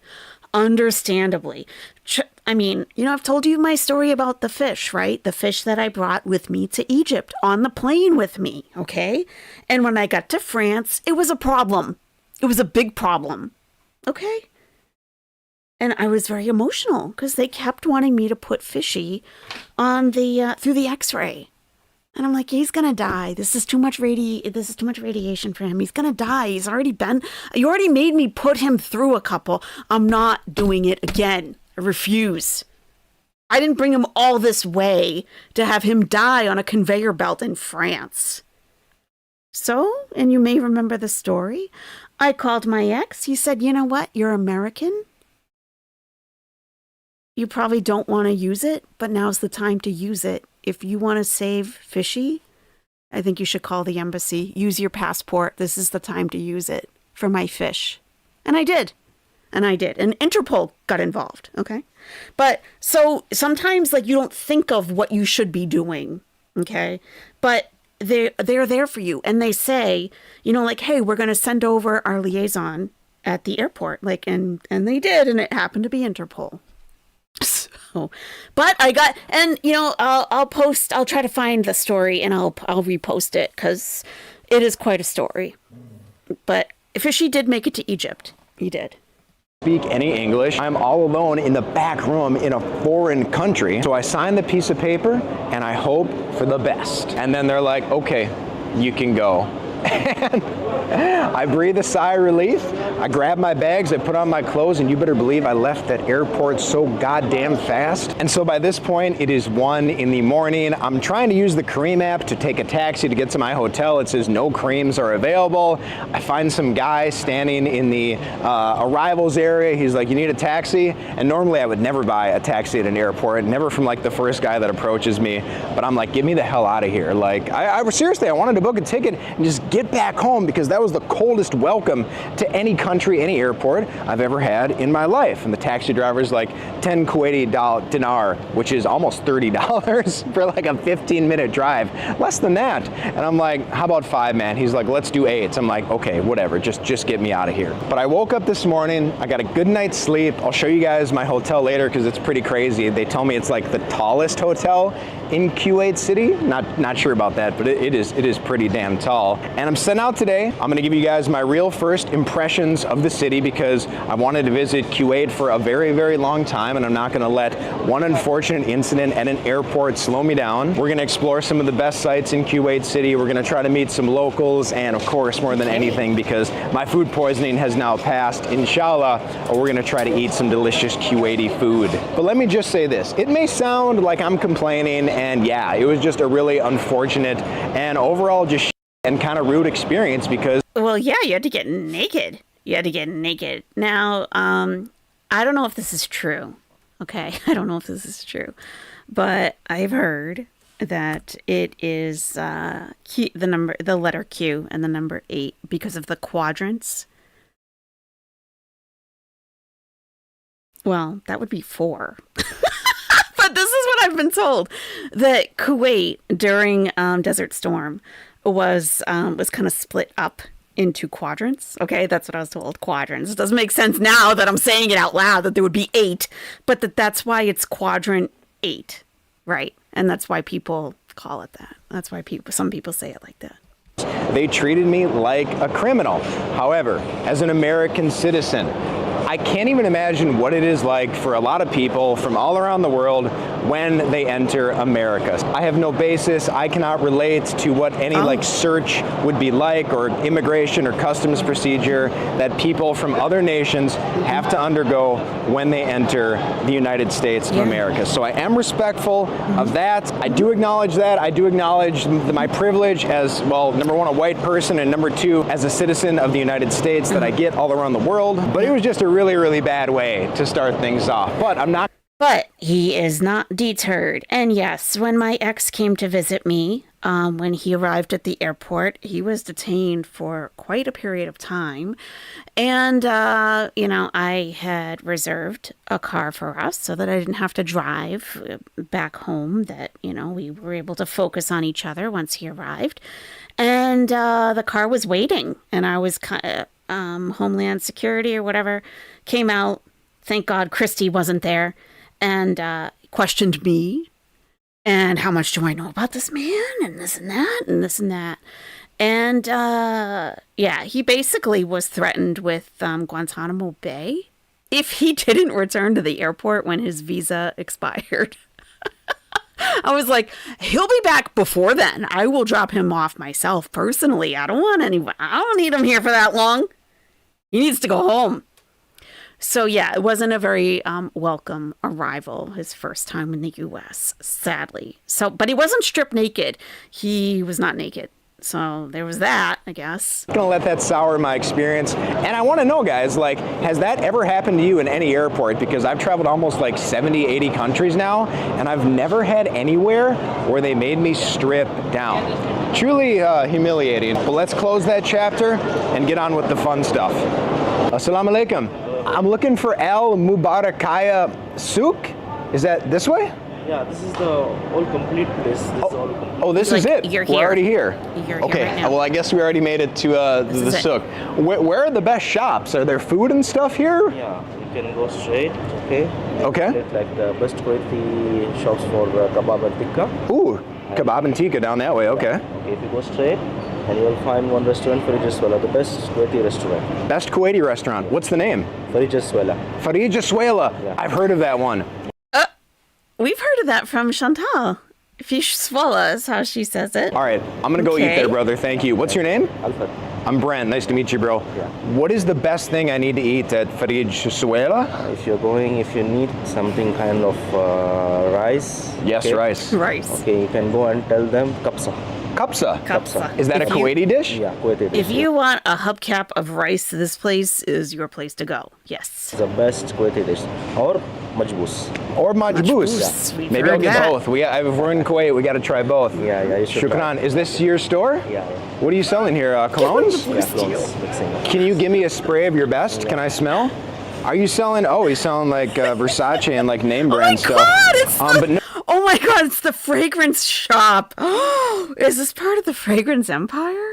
Oh my God, imagine if it was. No oud. I don't like oud. Spray me with anything except oud, please. Yeah, no problem. What is wrong? Are you a big marshmallow fan? Yeah. Okay. Yeah, he doesn't know Maybe he doesn't know what kind of t-shirt he's wearing. Like, what is on the t-shirt? Maybe he doesn't know. He's like, haha, yeah. Blast me with that one. Just 1, 2, 3. Oh, okay. Oh boy. Oh boy. We gotta, whoa, man. T-ball That is bar. strong. Yes. Oh my God. Strong, it will. It's not too strong. Fresh. Fresh, yeah. Shukran, brother. Thanks for the advice, man. Bye. You take care, brother. Oh my God. Okay, it does smell kind of good, but 1 spray would have done it. Maybe even 2. 4, way too much. So we are here at the Al Mubarakaya Mosque. I'm probably gonna. Assalamu alaikum, brother. How are you? The mosque? Is this Al Mubarakaya? Markia. Okay. Did I say mosque? Yeah. I meant souk. This is Oh, apparently okay. the Same oldest thing. and biggest souk in all of Kuwait City. I love going to a souk on the first day. Now he sounds like Chantal. Now we're at the mosque. Okay, now we're at the mosque. We'll get something to eat. We'll get sprayed with perfume. Okay, we're at the mosque now. Yes. Love going to a local market to try to get a feel for how the locals live, just to see what the pace of life is like. This isn't the restaurant that the guy recommended to try, but I don't know if you can hear it. I got my wind cover on. This is like the loudest restaurant ever. They have these aircraft jet engine fans cooling down the entire place, because as you can see, it's all open air. But despite the heat, there's actually a fair number of people out here, because I guess, well, you truly can't escape the heat if you're in a country like this. Oh man, I feel like this place is a maze. We could go that way, or let's cruise down here and see what we got. Oh yeah, definitely a Middle Eastern souk. You got your perfume shop. Yeah. You got the dry spice, the dry nut places. This reminds me of all the souks in like Jordan, Syria, Egypt, more perfume stores. Yeah, more like dry goods, just your random like snack stores. These guys are selling all sorts of like Kuwaiti, Middle Eastern goods. You got snacks. They got. Oh. Chantal, I think you missed out on the snack place. This snack place looks out of control. They got all kinds of things. Chantal, you really, really missed out. My gosh. Too bad, huh? Too bad you didn't want to leave your air-conditioned apartment ever. You really missed out. I know where we're gonna eat. I know where we're gonna eat. I know where we're gonna eat. Who tit? Oh, New York fries. KFC. Snacks! Snacks! Cleaning supplies. I don't want to say that you've been to one souk, you've seen them all, but for me the only thing that really distinguishes these souks in the Middle East from one another is essentially the food they're selling, because virtually all these places are selling the same things in every single country you go to, unless in some cases like some of these are, you know, actual Kuwaiti made goods or something. Oh, this is kind of cool though. This looks to be like an Asian import store or something, because I recognize a lot of these as like Asian brands. Cheetos, Cheetos with a Z. Perhaps some copyright infringement. Cheetos. What is that? It looks like it looks like red jalebi. Never have I ever seen that. Assalamu alaikum. How are you, brother? What is this stuff? This is jalebia. Jalebia. Oh wow, they are selling jalebi here. Okay, a very different vibe than like the souks in like Brent knows Egypt the and Cairo, snacks. where like, you know, I'm literally getting harassed. People are like grabbing me by the arm to come in their shop. Everyone's just, it's probably way too hot to like even like get up to try to bring me in. This isn't the restaurant we want to go to, but look at this place. Talk about massive. Looks like it can hold about 1,000 diners in here. But as always, guys, if you're from Kuwait and you're watching this video, like, let me know where I should go. Let me know like what spots that I might miss in the video. Let me know what like dishes I missed out on. Oh, this is dope. They have like this public square over here. That looks like a playground for the kids. There's a mosque over here. We're definitely gonna go to like the biggest, most famous mosque later in the video. A big clock over here. I bet this place just turns up once it's nightfall. Like once it gets a little cooler out and the sun goes down, I bet this place just gets absolutely packed. But so far, first impressions, Kuwait looks like a very clean place. Like I don't see any litter anywhere, no trash. All like the plants, the greenery, the shrubbery, everything's like very well manicured and taken care of. Okay, there's one plastic bag, but we're not gonna hold that against them. Oh, assalamu alaikum. Assalamu alaikum. I'm looking for Fridge Suela.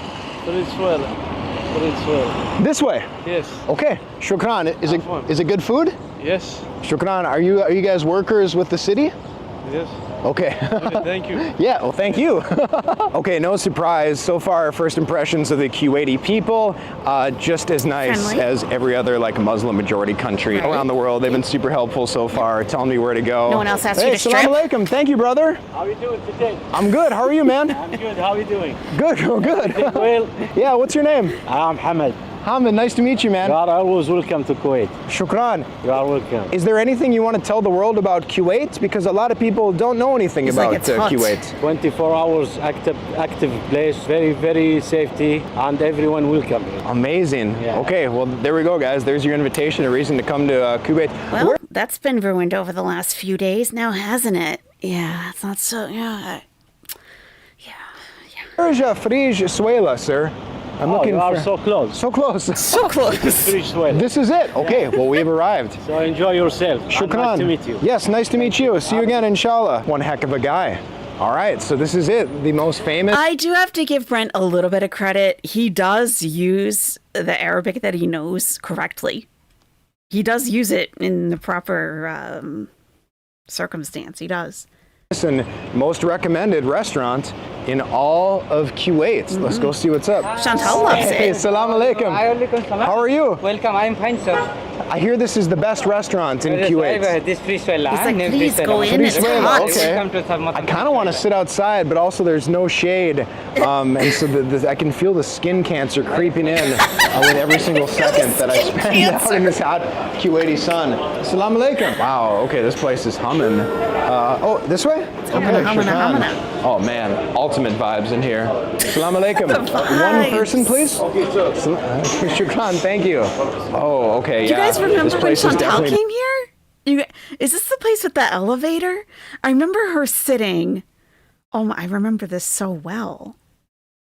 Like these carts. I remember them sitting at one of these tables, like where, I don't know if you can see my pointer, where this guy in the tie is sitting, kind of like over there.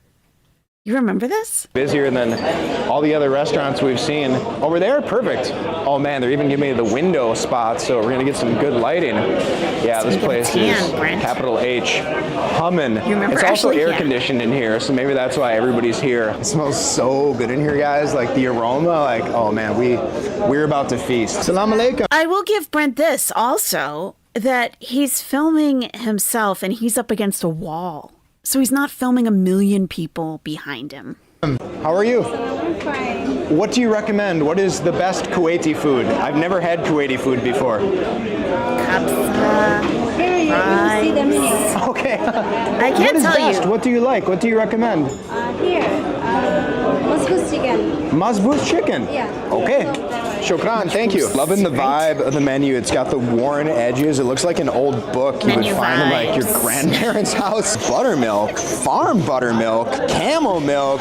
Okay, we definitely got to try the buttermilk. Kuwaiti food, here we go. Chicken majboos. I think that's what we got to try. Shukran, oh, this is crazy. They've brought me some like herbs and stuff already. I haven't even ordered. I wonder if they're going to charge me for this because they brought me the water and I did not ask for water. It's very common that in a lot of places around the world, not just the Middle East, but they will bring you a water that you then will essentially have to pay for. They'll make it seem like it's complimentary, but it's actually not. Assalamu alaikum. Oh my God. Arabic coffee. Arabic coffee. Okay. Oh wow. Oh my God. Oh, that's a crazy pour. No way. Shukran. Wow. Thank you, man. Thank you, brother. Okay.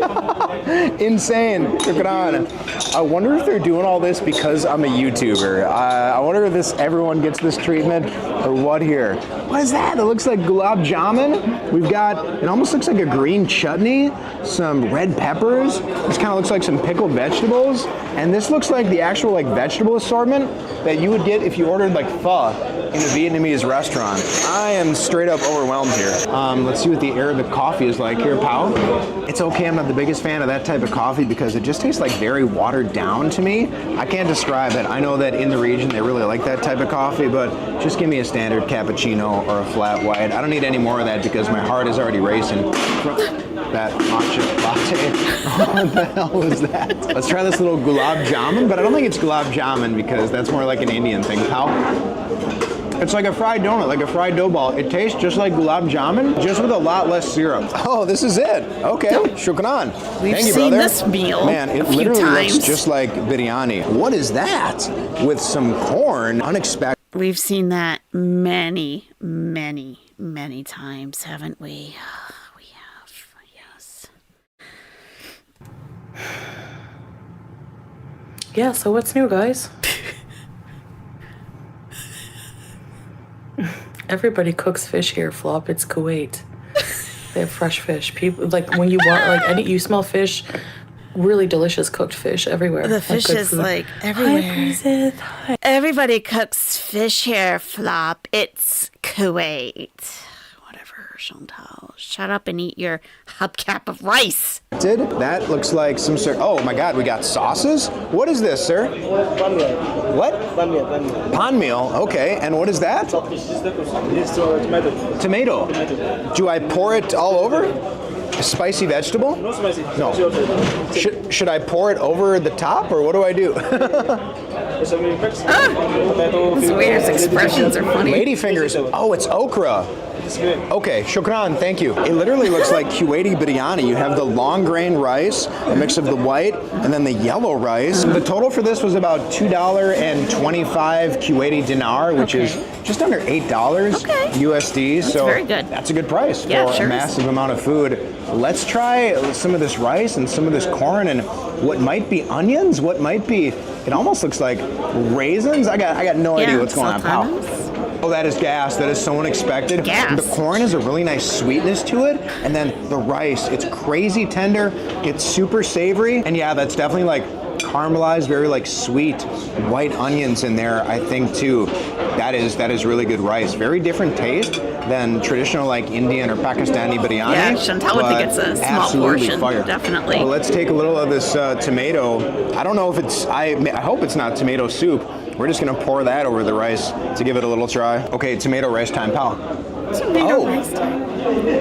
Very good. Let me try this by itself. Really rich tomato flavor. That was cute. Let me try this by itself. Really rich tomato flavor, a little bit smoky, very smooth, not too acidic. I like it. It was very genuine. What a genuine reaction. Very good. Let me try this by itself. Really rich tomato flavor, a little bit smoky, very smooth, not too acidic. I like it. I think I'm supposed to dump that all over the rice. I thought maybe it was soup Don't at dump first, anything. but Come on. yeah, that was Easy. insane. I've tried enough. Don't We're be just a gonna go Chantal. ahead There we and go. do You're Chantal. that. Oh, the Alright. chicken looks so tender. It's straight like we're talking like fall off the bone. Okay, but are you gonna moan and stuff? You're gonna be like, no, yeah, no. Time, pal. That is so good. Also, didn't expect to see hot sauce here. It's a very sweet, but overall savory dish. No spice detected at all. But of course, I guess that's why they gave me like the pepper and this green pepper blend, and then of course whatever the heck these herbs are here that I guess we'll mix in too. But yeah, man, that is really good chicken. I would order that just as much as I would order biryani at any restaurant. Let's see what the ladyfingers are like, pal. Pow? Crazy I don't think the pow saltiness. works. Oh my god. But also very fragrant. And just a really good, like, aromatic. It's a little tangy. Maybe I'm a crazy boy, but I got a feeling like all this is just gonna go so good together that I'm just pouring it on We there. know It you're makes sense crazy. why It's so many okay. people recommended this It's restaurant to me. Yeah, I think it's like an institution. It's probably one of those places that's been around since the beginning of the time. Chantal I'm loves really it. grateful that I got a seat here because this place is like filled up Illegal to fork. the max. But I'm gonna finish the rest of my food. I wonder if forks became legal after Chantal was deported. Do you think?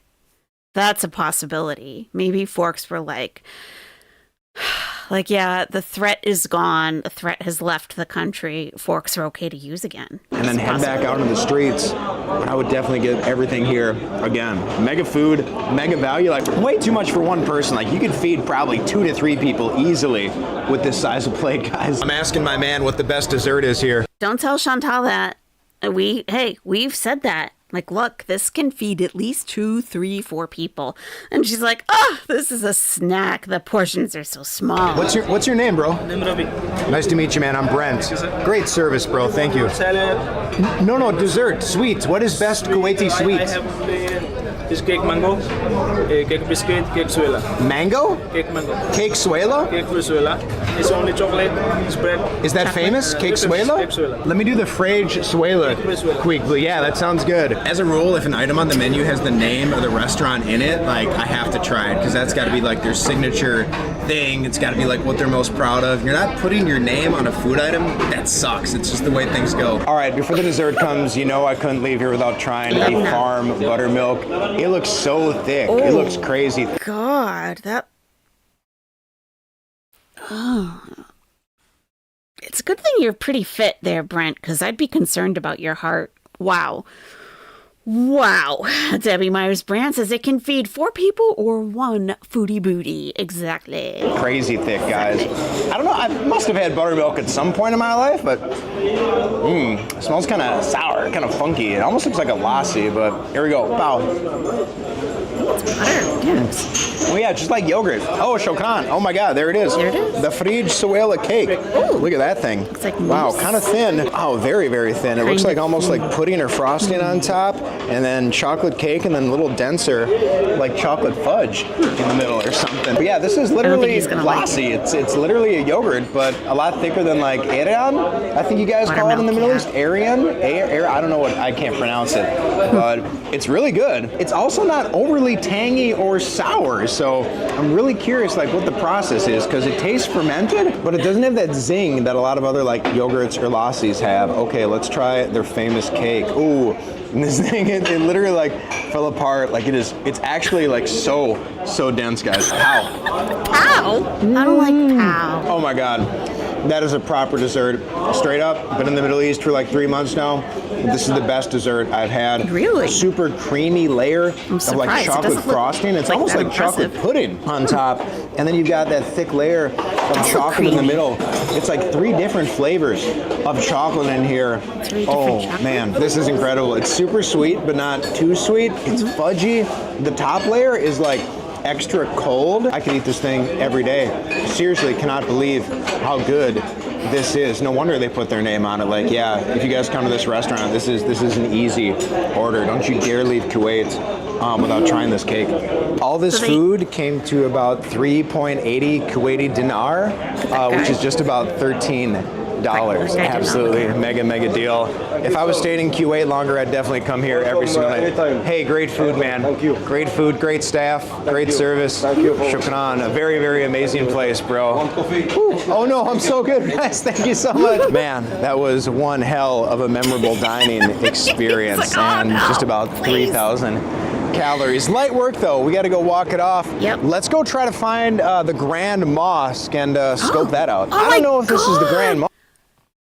I kept asking, and Chantal probably wouldn't go first because she doesn't go into mosques ever for some reason.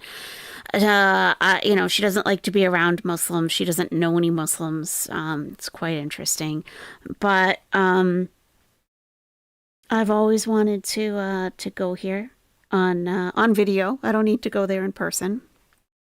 But interesting. Okay, let's see if we go. Mosque. I think we actually got to go a little farther, but it's a beautiful mosque, and it's located like right here in what I think is like the city center of Kuwait. Let's see if we can go on inside. Assalamu alaikum. Alaikum salam. Is this the Grand Mosque? Yeah, mosque. It's the Grand Mosque or just mosque? No. Not small. Okay. Where's the Grand Mosque? Cuddling mosque. North. This way. Okay. And left. And left. That way. Okay. Shukran. Thank you, brother. Okay, well, that was just the small mosque, he said. So we're going to go check out the big mosque. So, like, digging. Yeah, she called it the religion as a cult of judgmental people. I don't know. If I thought I belonged to a cult of judgmental people, I probably wouldn't want to belong to it, personally. The aesthetics here, like these trees, like the street lights. Yeah, Kuwait, a pretty cool place to live. It does give me like Dubai Junior vibes. It Dubai reminds me of Junior?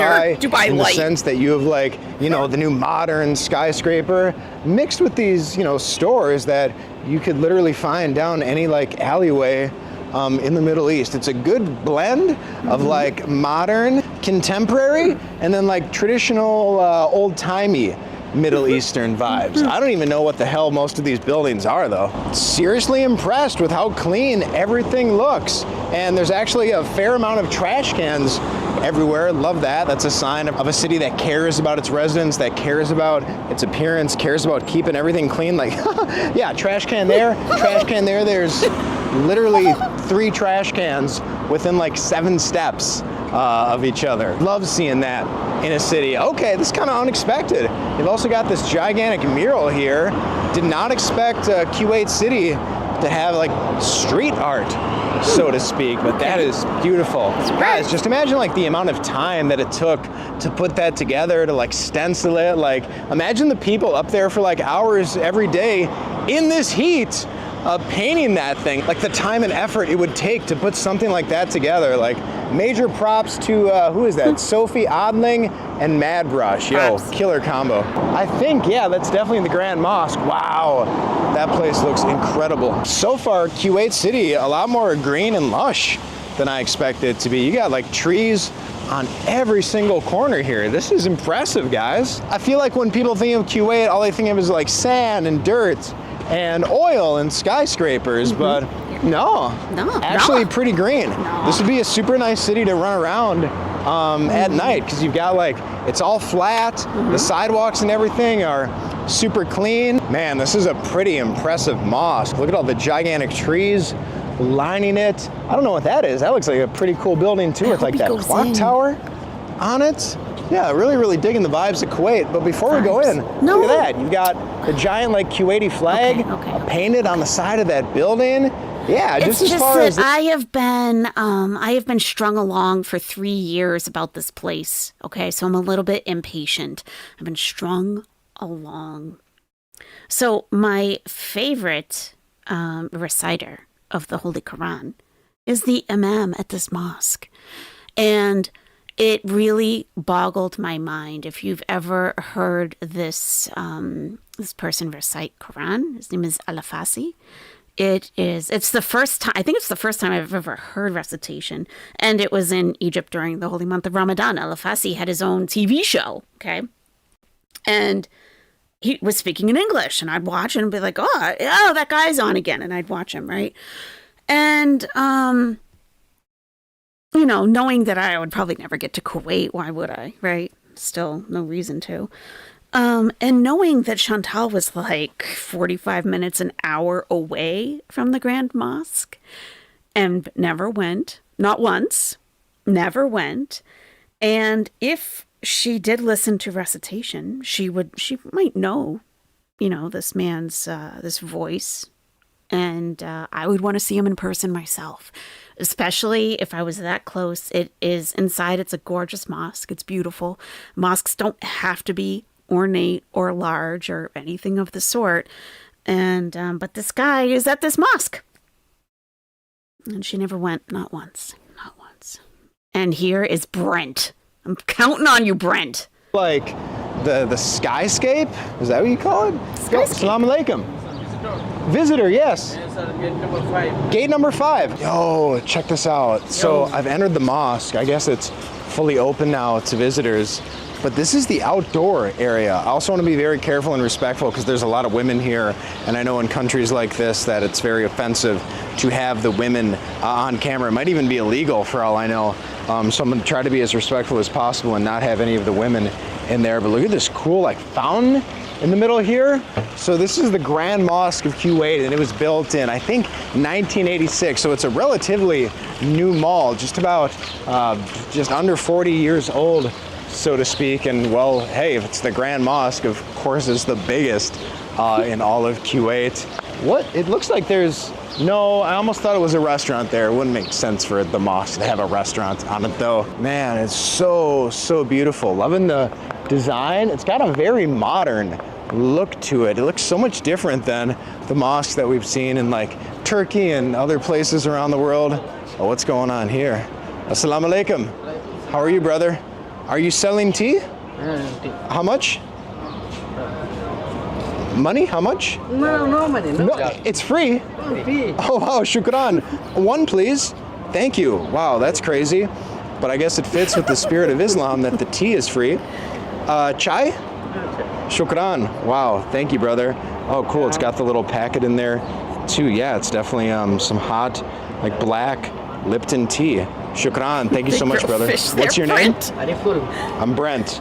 Nice to meet you. Hope to see you again, inshallah. Thanks, brother. Never seen anything like this before. They're actually giving away free water at the mosque. At least I'm pretty sure it's free. I don't know, in Islam, are you allowed to like sell things on mosque property? So just by virtue of the fact that we got the tea. This is one of the forms of charity that you can do as a Muslim. And so this, like, the company may provide water or the mosque buys it and supplies it. But also in different places around the world where it is extremely hot, and I do believe they have this in Kuwait, it's definitely in Egypt, when you're walking along and, it's, yeah, you're dehydrated, you're beyond hot. Sometimes there will be, it's like a public place. It's like a little spigot, and you can fill up your water bottle, or, you can just like take it up in your hand and like drink from it. But it is a, the drinking fountains. That's right. Yeah. And it's most like in Egypt, it's not really like a fountain like you would see in the States where you press a button and, bend over. It's more like a spigot that you would open up and the water comes out. And that is a form of charity that Muslims do. So they'll put it on the street, available to anybody, the public, anybody who needs water, and you're sustaining somebody, and we receive a lot of reward for that. Tea for free?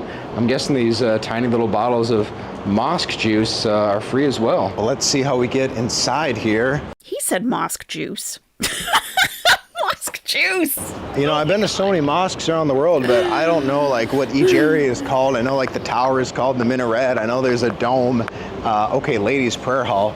We're definitely not going anywhere near there. No, you're not. But look at this area. Like, look at the cool, Arabic style like lamp they have there. The architecture here is truly on another level. And again, just like everything's super clean. Oh, we got a little mosque cat chilling out here. But I think this is where we can actually enter the mosque. You put your shoes Salam there. alaikum, brother. Salam alaikum. How are you? Oh yeah, we're gonna take off our shoes here. Is this the Grand Mosque? Look at the cat. So You guys see the cat? Small section. Small section. Regular prayers are held. Where's the big mosque? Where's the big? Mosque. Do you see this door? Yes. Yeah. So in Friday prayer, there's the sermon. Friday. The Jummah prayer, yeah. Yeah. They open the doors and then people can go in because it's way too big. Is it open now? Do you know? No. It's not open. Can he see it as a visitor? Shukran. No. Thank you, brother. Well, no big deal. We'll Yes, see it what the little is. prayer section See? looks like. See? Let me take off my still shoes not here. able to see it. And I believe that we're supposed to walk Brent, in you with go our back on right foot Friday, first. Brent? And of course, we're going to whisper and be very respectful in here because we have people praying. Oh, this is beautiful. Look at the chandeliers they have hanging up here. Look at everyone staring at him. Assalamu alaikum. Wow. Like, why are you As falling with in here, every dude? mosque I've been in, the carpet is so nice, so plush. The design is it's crazy. And they have all the different... Let me tell you a little bit about this. He's talking about the carpet like it's a living room or something. So yes, it will be a nice carpet, of course. Yes. But these lines, okay? So I'll probably have to enlarge Assalamu it. alaikum. Wow. Yeah. Okay. So actually you can see it from here. So the golden part, okay, this is where you stand. Okay. So everybody lines up shoulder to shoulder on this line. Okay. Now you can see in front of the line, there's like a kind of like a dome shaped thing. This is your spot to pray right here. So you're standing here, and this is where you're praying. With every mosque I've been in, the carpet. So that's why the design is there. And it will always be kept extremely clean. And this is why you don't go in with your shoes on. That's one of the reasons.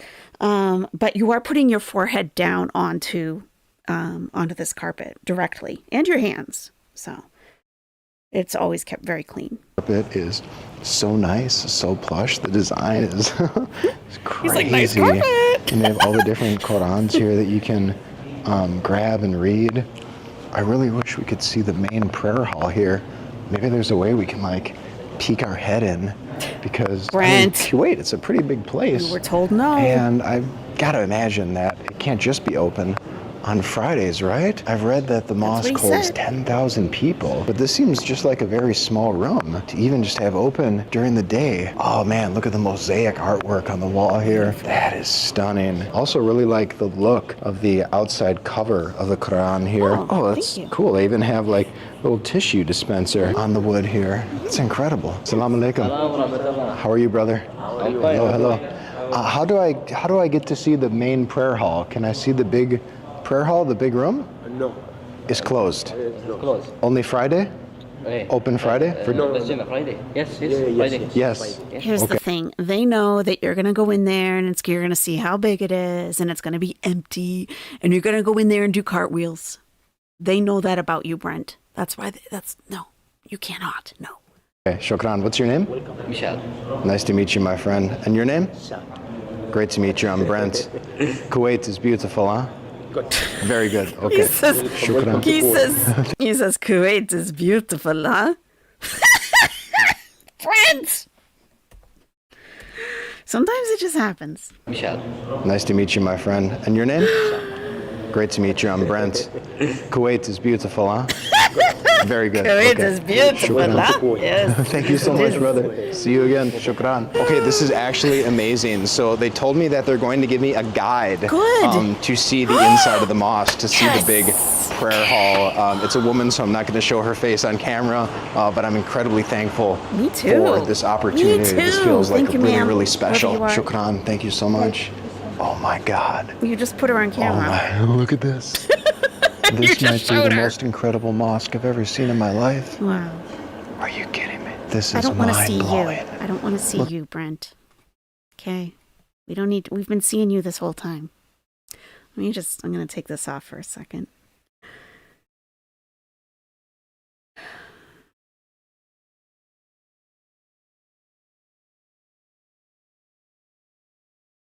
You know what's funny is I thought that I would have a different feeling. I think because there's not a lot of history here. There's not a ton of history.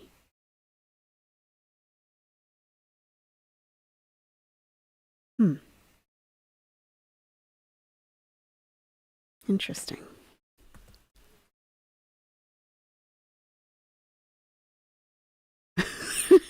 Brent. Goofy Brent. Look at this. This might be the most incredible mosque I've ever seen in my life. It is beautiful. Are you kidding me? This is mind-blowing. Look at the blue and the gold accents. I've never seen a mosque like this. I don't even have the words. This is simply spectacular. Now it makes sense why it holds 2,000 people. The chandeliers are so glamorous. So yeah, no self-guided tours, but look at this. They've led us up in the area where the imam speaks from. Oh my God. Wow. Okay. This is so stunning. Yeah, I don't even have the words. Look at the detail. Look at, like, they called it teakwood and like the gold designs up there. Wow. Okay, now they're gonna take us to see the dome, and look at this. Can you imagine, like, all the effort, all the people it took to build, to design this place?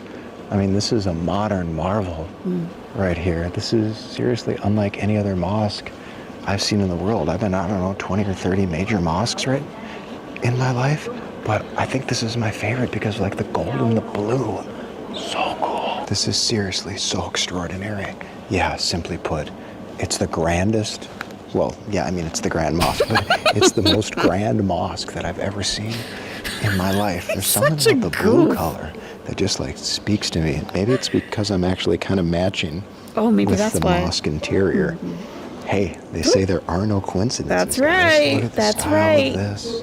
They said it comes from Morocco, and yeah, definitely given, like, major Moroccan Riyadh vibes. Major Moroccan I don't know vibes. what the name of this room is, but it's some, like, small. Looks like special Diwania. moment or something. Maybe you guys in the comments can let me know what makes this so important. That was so amazing. I am so thankful that I had the opportunity to see that mosque. I guess for non-Muslims, it's only open to like the public as visitors on certain days for like private tours. So I'm so glad that I came here at the right time and they were able to. I hope you tipped her. I hope you tipped her well. Shouldn't have to do that. Give me a private tour, because that was it. That was the best, at least to me, that was the most like visually appealing mosque I've ever seen in my life. I think the blue just did it for me. He likes blue. Wow, guys, yeah. If you're a lover of mosques and beautiful design when it comes to religious buildings, monuments, landmarks, this was simply one of the best. Look at this thing, like that is a tall building. But seriously, wait till you guys see my hotel at the end. Oh, okay. I think that's it in the distance. That green building there, I'm pretty sure that's my hotel. Let's go. Crazy view, but whatever this thing is, what is that thing? That is massive. We got to talk to somebody here and figure out what we're looking at. Okay, this makes a lot of sense now. This is the central bank of Kuwait. And yeah, guys, when you're one of the richest countries in the world, just rich with so much oil money and reserves. He does point a lot. Yes. Yes, Robert. That is something that we pointed out. We saw when he was in Syria. He does a lot of pointing. This is not always accepted. Yeah. Your bank looks like that. Can you imagine like that being your bank? Can you imagine like having to go to the top floor? It's better to use your full hand rather than pointing. To like use the ATM? Unreal. I wonder if like the everyday Joe, the average person, can bank at this bank. The everyday Joe. Or if you need like a light $1 trillion or something. The everyday Joe, like Chantal, no. She was not able to open a bank account. No. But holy, that is easily the coolest bank I've ever seen in my life. Also, probably the coolest police car I've ever seen in my life. This is Kuwait Police. It kind of reminds me like the Jurassic Park Jeep. Man, they are rolling in style out here. Although if it's one of the safest countries in the world, like, what did the police do? They gotta be pretty bored, like if there's no crime or anything. Look at this place though, man. How many floors do we think that is? Like 50, 60? Okay, main like entrance and museum, floors. but I don't think I can just walk in here, can I? I don't know what's going on. I don't think I can get in here. It looks like a lot of the museums around me only open at 4. And there's no security guard in here to let me in, so I don't think we're gonna make it to the Central Bank Museum today. But also, like, I can hear the call to prayer going on, so maybe people are praying right now, and that's why nothing's open. Chat, let me know. It's not Friday, so it's not like the Juma prayer or whatever. Okay, what am I looking at over here? Man, it's just like this. Right, Nita's Kitchen. Go if Yeah, I probably didn't put him at all, like in a thumbnail, like when we watched his Syrian videos. But remember if you were with us, when we watched Brent go to the souk in Syria, we were all like, same thing. Like, I can't even believe this exists, that this is so close to her. And she refuses. She has a vlogging channel and she refuses to film any of this to share with us. And she's right there. Why are you even there if you're not going to go anywhere or show us anything? Like, what a waste. And yeah, Nita's Kitchen said this is just another example of how staggeringly disappointing Foodie Beauty is. This guy showed us more in one day than she did in 3 years. Absolutely. Yep. Street is so empty. Yep. Where is everybody? What's going on here? No, I So didn't, over there Adriana. is the sea. So Kuwait sits on the Persian Gulf. And look at this. Look at all these boats. They look super old. They kind of give me like pirate ship vibes. But I'm curious, why are they just like sitting here? And how the hell do you get them out? They're all like so close next to each other. I don't even know how you would begin. It looks like you'd have to take each boat out like one at a time. But what are those used for? Are they fishing boats? There's hundreds and hundreds of boats. So we're like at the very edge of Kuwait City, like there, literally, there's the Gulf over there. But I'm very curious what all these boats are for. They do look like chat. working boats. Let me know who owns these. They must be. That is what they look like to me. Yeah. Like, yeah. Working boats, yeah. Yeah. A matey. Matey. She cared about the food. She cared about the rice. She cared about the ice cream and stray cats that she harassed. That was about it. Yeah. The Alboom Marine. I wonder if these are for... No, they can't be for tourists. They gotta serve some sort of like business purpose. I'm good, brother. How are you? Fine. What's your name? Muhammad Shafiqullah. Mahmoud, I'm Brent. Nice to meet you, brother. Thank you. What are all these boats and ships doing here? What are those? Ships only upon the fish. Fishing boats? Oh, okay. But no good fishing right now? No fishing? No. Do they fish in the morning? Morning, yeah. Morning, Yeah. okay. Shukran, brother. Thank you. I appreciate that. Well, there we go, guys. We got our answer from a local.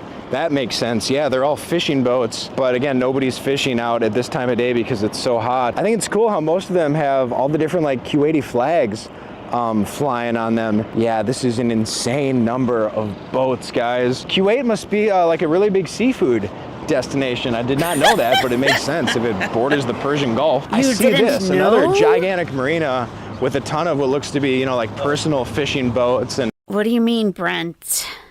What do you mean you didn't know? What do you mean? Oops.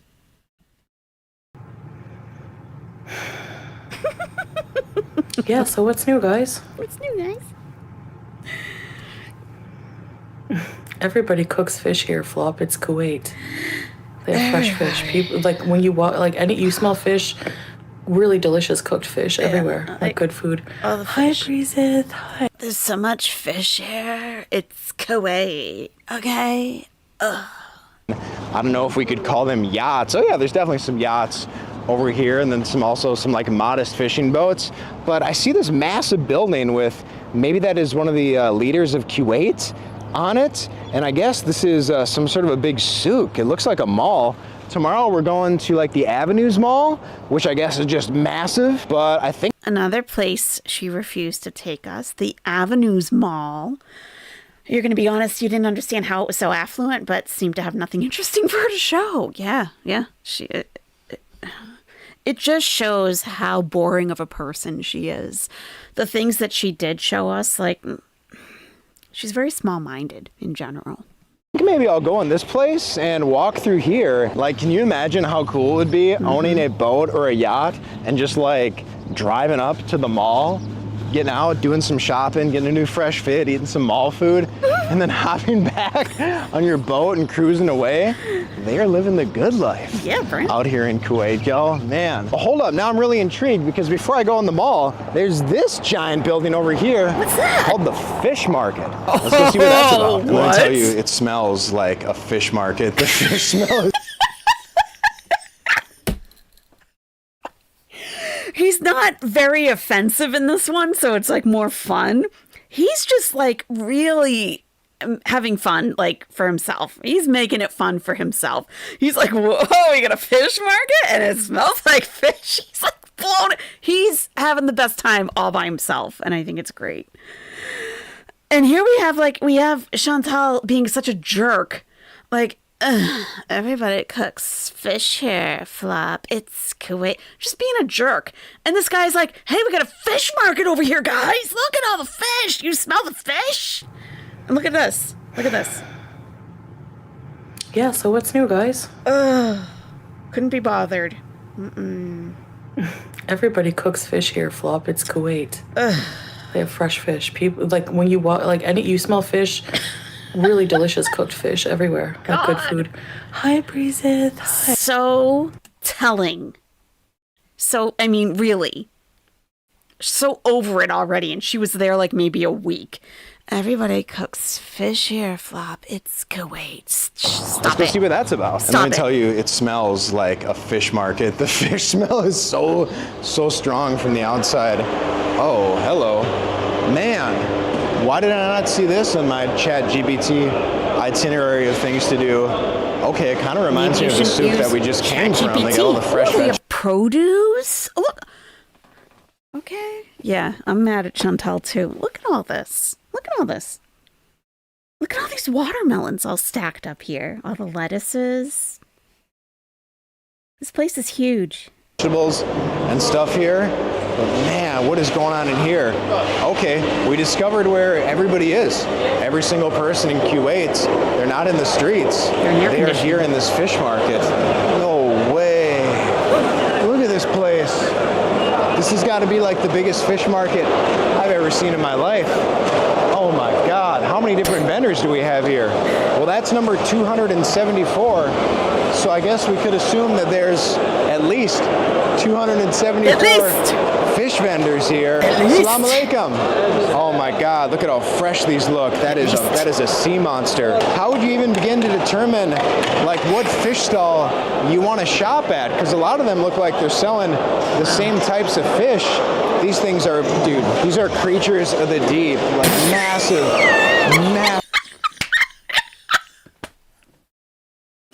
I'm so glad he's not being as much of a douchebag in this one. Look at these creatures from the deep. Oh my God, he's so funny. Some fish, y'all. Oh, dude, this guy's got, that's some sort of like translucent fish. We got the prawns, we got the crabs. Salam alaikum. There's blue crabs over there, and all around the fish market, they have this cool painted artwork.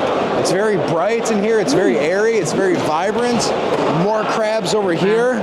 This is a hilariously shaped fish. I'm curious, I wonder if this is where restaurants buy their seafood, because I see so many people. Assalamu alaikum, brother.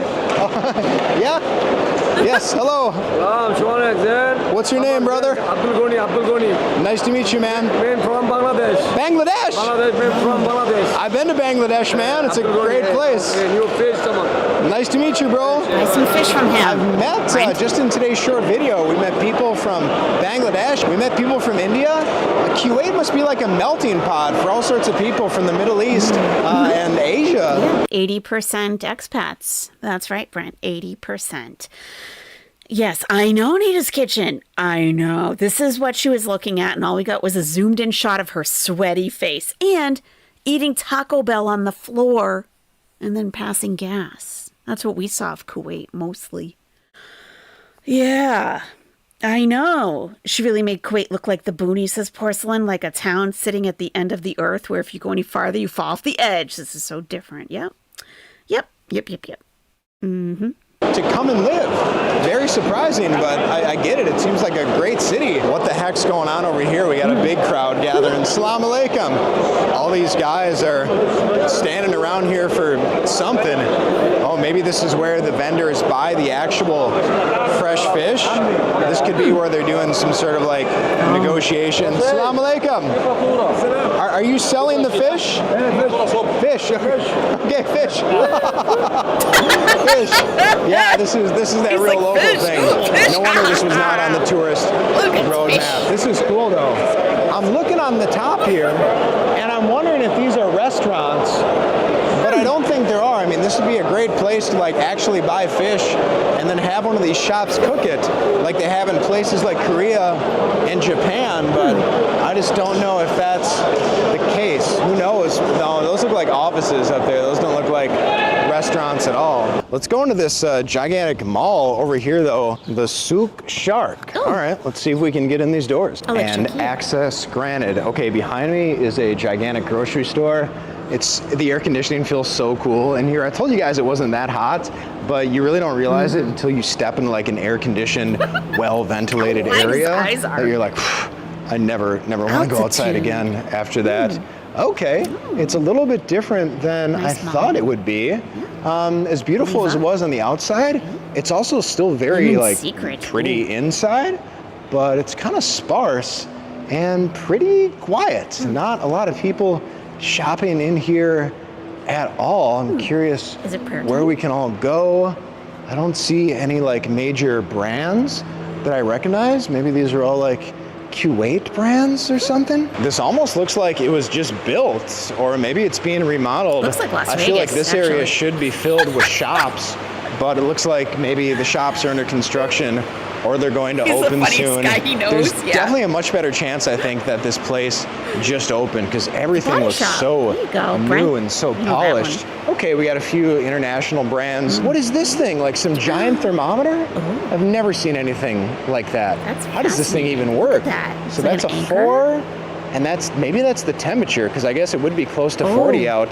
You have all this blue water like bubbling down there. But we're not That's one of communists. the We don't coolest know displays. Celsius. I don't know what you would want to call that, an art there's a installation Hardee's. that I've ever seen in a mall. There's a Hardee's. So she should have gone I don't here. know. Whoops. Blue water. What the heck? Oh, what am I doing wrong here? What am I doing? Something wrong. Clicking something I shouldn't be. I'll trying to show you the Hardee's. We're not talking about Chantal AYS. Let it go. So that's a 4, and maybe that's the temperature because I guess it would be close to 40 out. You have all this blue water like bubbling down there. That's See the Hardee's in the upper left above the Body Shop. See. one of the coolest displays. I don't know what you would want to call that, an art water installation. Oh, your children's museum has one. It's a water clock. Interesting. Oh, it's a clock. So is it 4:10? Oh, that makes sense why it's 60 up there. Oh, interesting. Huh. That I've ever seen in a mall. Oh, yo, look at the ceiling. Look at that. Okay, well, this part of the mall is super, super cool. Now we're seeing some brands we recognize. Got a McDonald's, got a Starbucks, a Claire's, a Chili's too. Okay, seems like they enjoy the American brands up in Kuwait. That's fascinating. Gotta say, life pretty good here in Kuwait. Okay, and from this distance, we can actually see the full-size scope and scale of that central bank, and that thing looks so cool from a distance. Yeah, what a skyline. So I guess it only makes sense that if you come to Kuwait, you gotta get a view of the Persian Gulf. Yes. Oh man, some beautiful colored water actually. This is nice. It's Got some green, massive right? tanker out there, who knows what. Guys, when I flew in last night on approach, like the city looks so stunning. I can't even describe it. Like everything was lit up. It looks so futuristic. Oh, okay, it looks like there's a pier over there that we could go out on and chill at. But man, this is nice. This is also like the breeziest, coolest spot that we found in the city so far. Yeah, guys, Aren't I'm you really, going to really... show us your hotel? We only have 4 minutes left. I thought you were going to show us your hotel. That Hardee's was the lifeline for 3 years. For real. Yeah. it's like true. in Kuwait. So I really feel that Kuwait is worth a visit. It's a cheap flight from like all the other neighboring countries. And like, why not just check off another easy country on your country's visited list? All right, so we saw the Grand Mosque, and now we are going to my hotel, which is ironically called the Grand Majestic Hotel. They really like the word grand here in Kuwait. Loving this. So walk into my hotel and check it out. There's like this cool fountain area in the middle of the city here. I bet this city like really gets going at night. If it's anything like the other Middle East cities I've been to, like, yeah, I'm definitely sure like the nightlife here is crazy. So chat, let me know down below in the I don't comments. know if I'd call it crazy. It's probably not. He looks like he's getting a little sunburned, actually. Probably not crazy, but crowded, yeah. And it's like, where should I go to like see the best of Kuwait nightlife? Like, where are the best like hot spots? I'm sure there's some like great rooftop views and stuff. And here is my hotel. Look at that. I told you guys it was tall. Welcome to the Grand Majestic. Salam alaikum. And we are going all the way up to the 33rd floor, although I guess you could actually go up one more to the 34th, but I think that's maintenance. They told me my room is actually on like the best floor, so we are so high up. My ears popped going up that elevator. Well, first, I'll bet any floor you were going to be on was going to be the best floor according to the hotel. Excuse the mess, guys, because when I got in last night, I proceeded to trash the place like I do with any hotel room. Okay. But here we go. This is the executive suite. It's not trash. This was about $300 per night, but I think it's well worth it, especially like you're staying here with other people. I'm here solo right now, but a lot of room. Just like a pretty massive amount of space in here. Although I do think, unfortunately, they gave me a smoking room because the smell of cigs is so strong in here, and I do not smoke. But here's the view, Has to be guys. And yeah, it's definitely dust storm days because the window is super, super dirty. Okay, maybe I take it back. Maybe this actually wasn't the best view of the city because this area is all like undeveloped here. We have a couple of but parking lots I'm sure there's right gonna be here. like skyscrapers and stuff here in just a couple years. But yeah, it's a pretty beautiful city from up here, and you guys can get kind of a good idea of what the skyline looks like. Let me take you to the bedroom. That's right, so Dr. you Blue. can He's see letting that us view know. as I'm here well. solo, Big comfy ladies. king bed in here. All the air conditioning feels so good. So good, y'all. Yeah, okay, now we can get actually a much better view of the city from the bedroom over here. Again, no idea what most of these buildings are, but pretty crazy. Over there, that must be housing or something. Those kind of look like apartment buildings, but yeah, man, very thankful for this great, first day in Kuwait. First impressions, glad I visited, would definitely visit again, suggest that all you guys visit too. But most importantly, I do not let the incident at the airport ruin or reflect on the trip in any way. Again, I am very thankful and cognizant that I'm an American, that I get special treatment in a lot of places. So I can only imagine what kind of treatment people get when they come to a United States airport or something like that. So I don't think I'm special at all. Just wanted to share that as just reality of... Maybe you're like extra special though, because you got strip searched. You got strip searched, friend. You don't hear that happening too much. life apparently here when you visit Kuwait. And just as a cautionary tale, a warning, that don't you dare come into this country with any vapes, any alcohol, or God forbid, imagine if you did have anything something. worse, Forget it. Who knows what they might have done. But that's it from Kuwait, guys. And more than anything, would greatly appreciate if you hit that like and subscribe button so I can keep making cool videos like this all over the world and showing you countries that you may not have thought about visiting before. But my name is Brent Tim from Kuwait City in Kuwait. I'm saying ciao for now. Ciao. And I'll see you guys in the next chapter. Okay. Masalama. Oops. Oh, this is something else I want to show you guys. We'll do that another time. That deserves more time. Let's do an updated... No, let's not. Don't show them. No, we have to save that. I'm saving that for us for another time. That's pretty great. That's pretty great. He did get extra special attention. Yes, he was, he said he was not a member of the free balling team or something. Thankfully for him. But he got stripped anyway. Brent Tim. Yeah. Timm. Yeah. Oh, let me get you a link to his channel. How rude of me. Oh my God.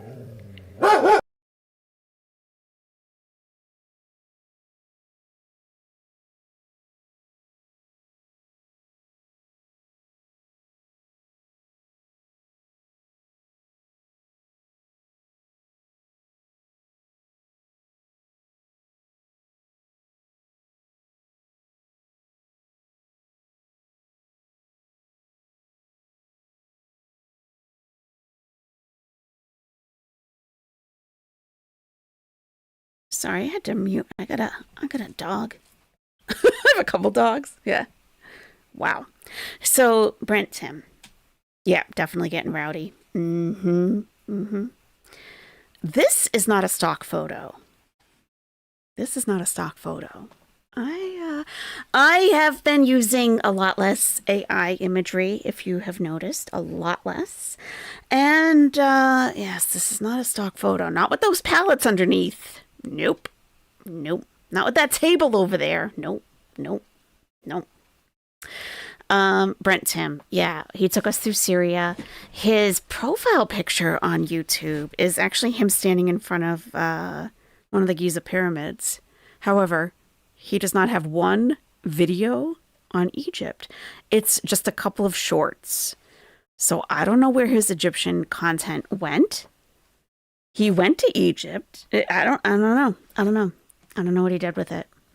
But it's not on YouTube. So most recently, he's been to Baghdad about a month ago. He was there for a while. He was in Tunisia. He also went to Malaysia. So if she does end up going to Malaysia, we can see what Brent thought of Malaysia if he's not a total douchebag while he's there. We'll see. He did not have privilege in Egypt. Yeah, I don't know why he didn't make any videos. Or maybe he did and they were, I don't know. Something happened. I don't know. Brentothy. Brentothy. Yeah. All right, everybody. Hey, thank you so much for hanging out today. Thank you. Thank you. It's so good to see all of you guys. I would like to stream more often, but you know, I gotta really search for the content to watch with you guys. You know, something that everyone's gonna be kind of into that is not specifically Ms. Saru. So we'll see. We'll see if you guys have any suggestions. Please leave them in the comments below after the stream. That would be great. Some suggestions, believe me, I do see them all. There are some that I just cannot do, and for various reasons, all kinds of reasons. So I would like to do all of them, but some I just cannot. Some are really heavy on the copyright, mostly, I would say, is the major issue. Everybody, thank you, thank you, thank you. And I do hope to see you again very soon. Please enjoy the rest of your day or evening, no matter where you are in this world. Please be safe. Be safe. And if you have any safety concerns where you're currently living at the moment, I'm going to give you my X account for my other channel, and I am posting some things there if you need them, some resources, but it won't be on AYS. I definitely don't want to mix up the two, and those are two topics I definitely do not want to intermingle, so you can follow me over there if you would like. But I am posting some resources that can be very useful if you are directly in the area that's being targeted by all different places. Okay. All right, everybody. Thank you. And I'll talk to you soon. Okay. Bye-bye, everybody.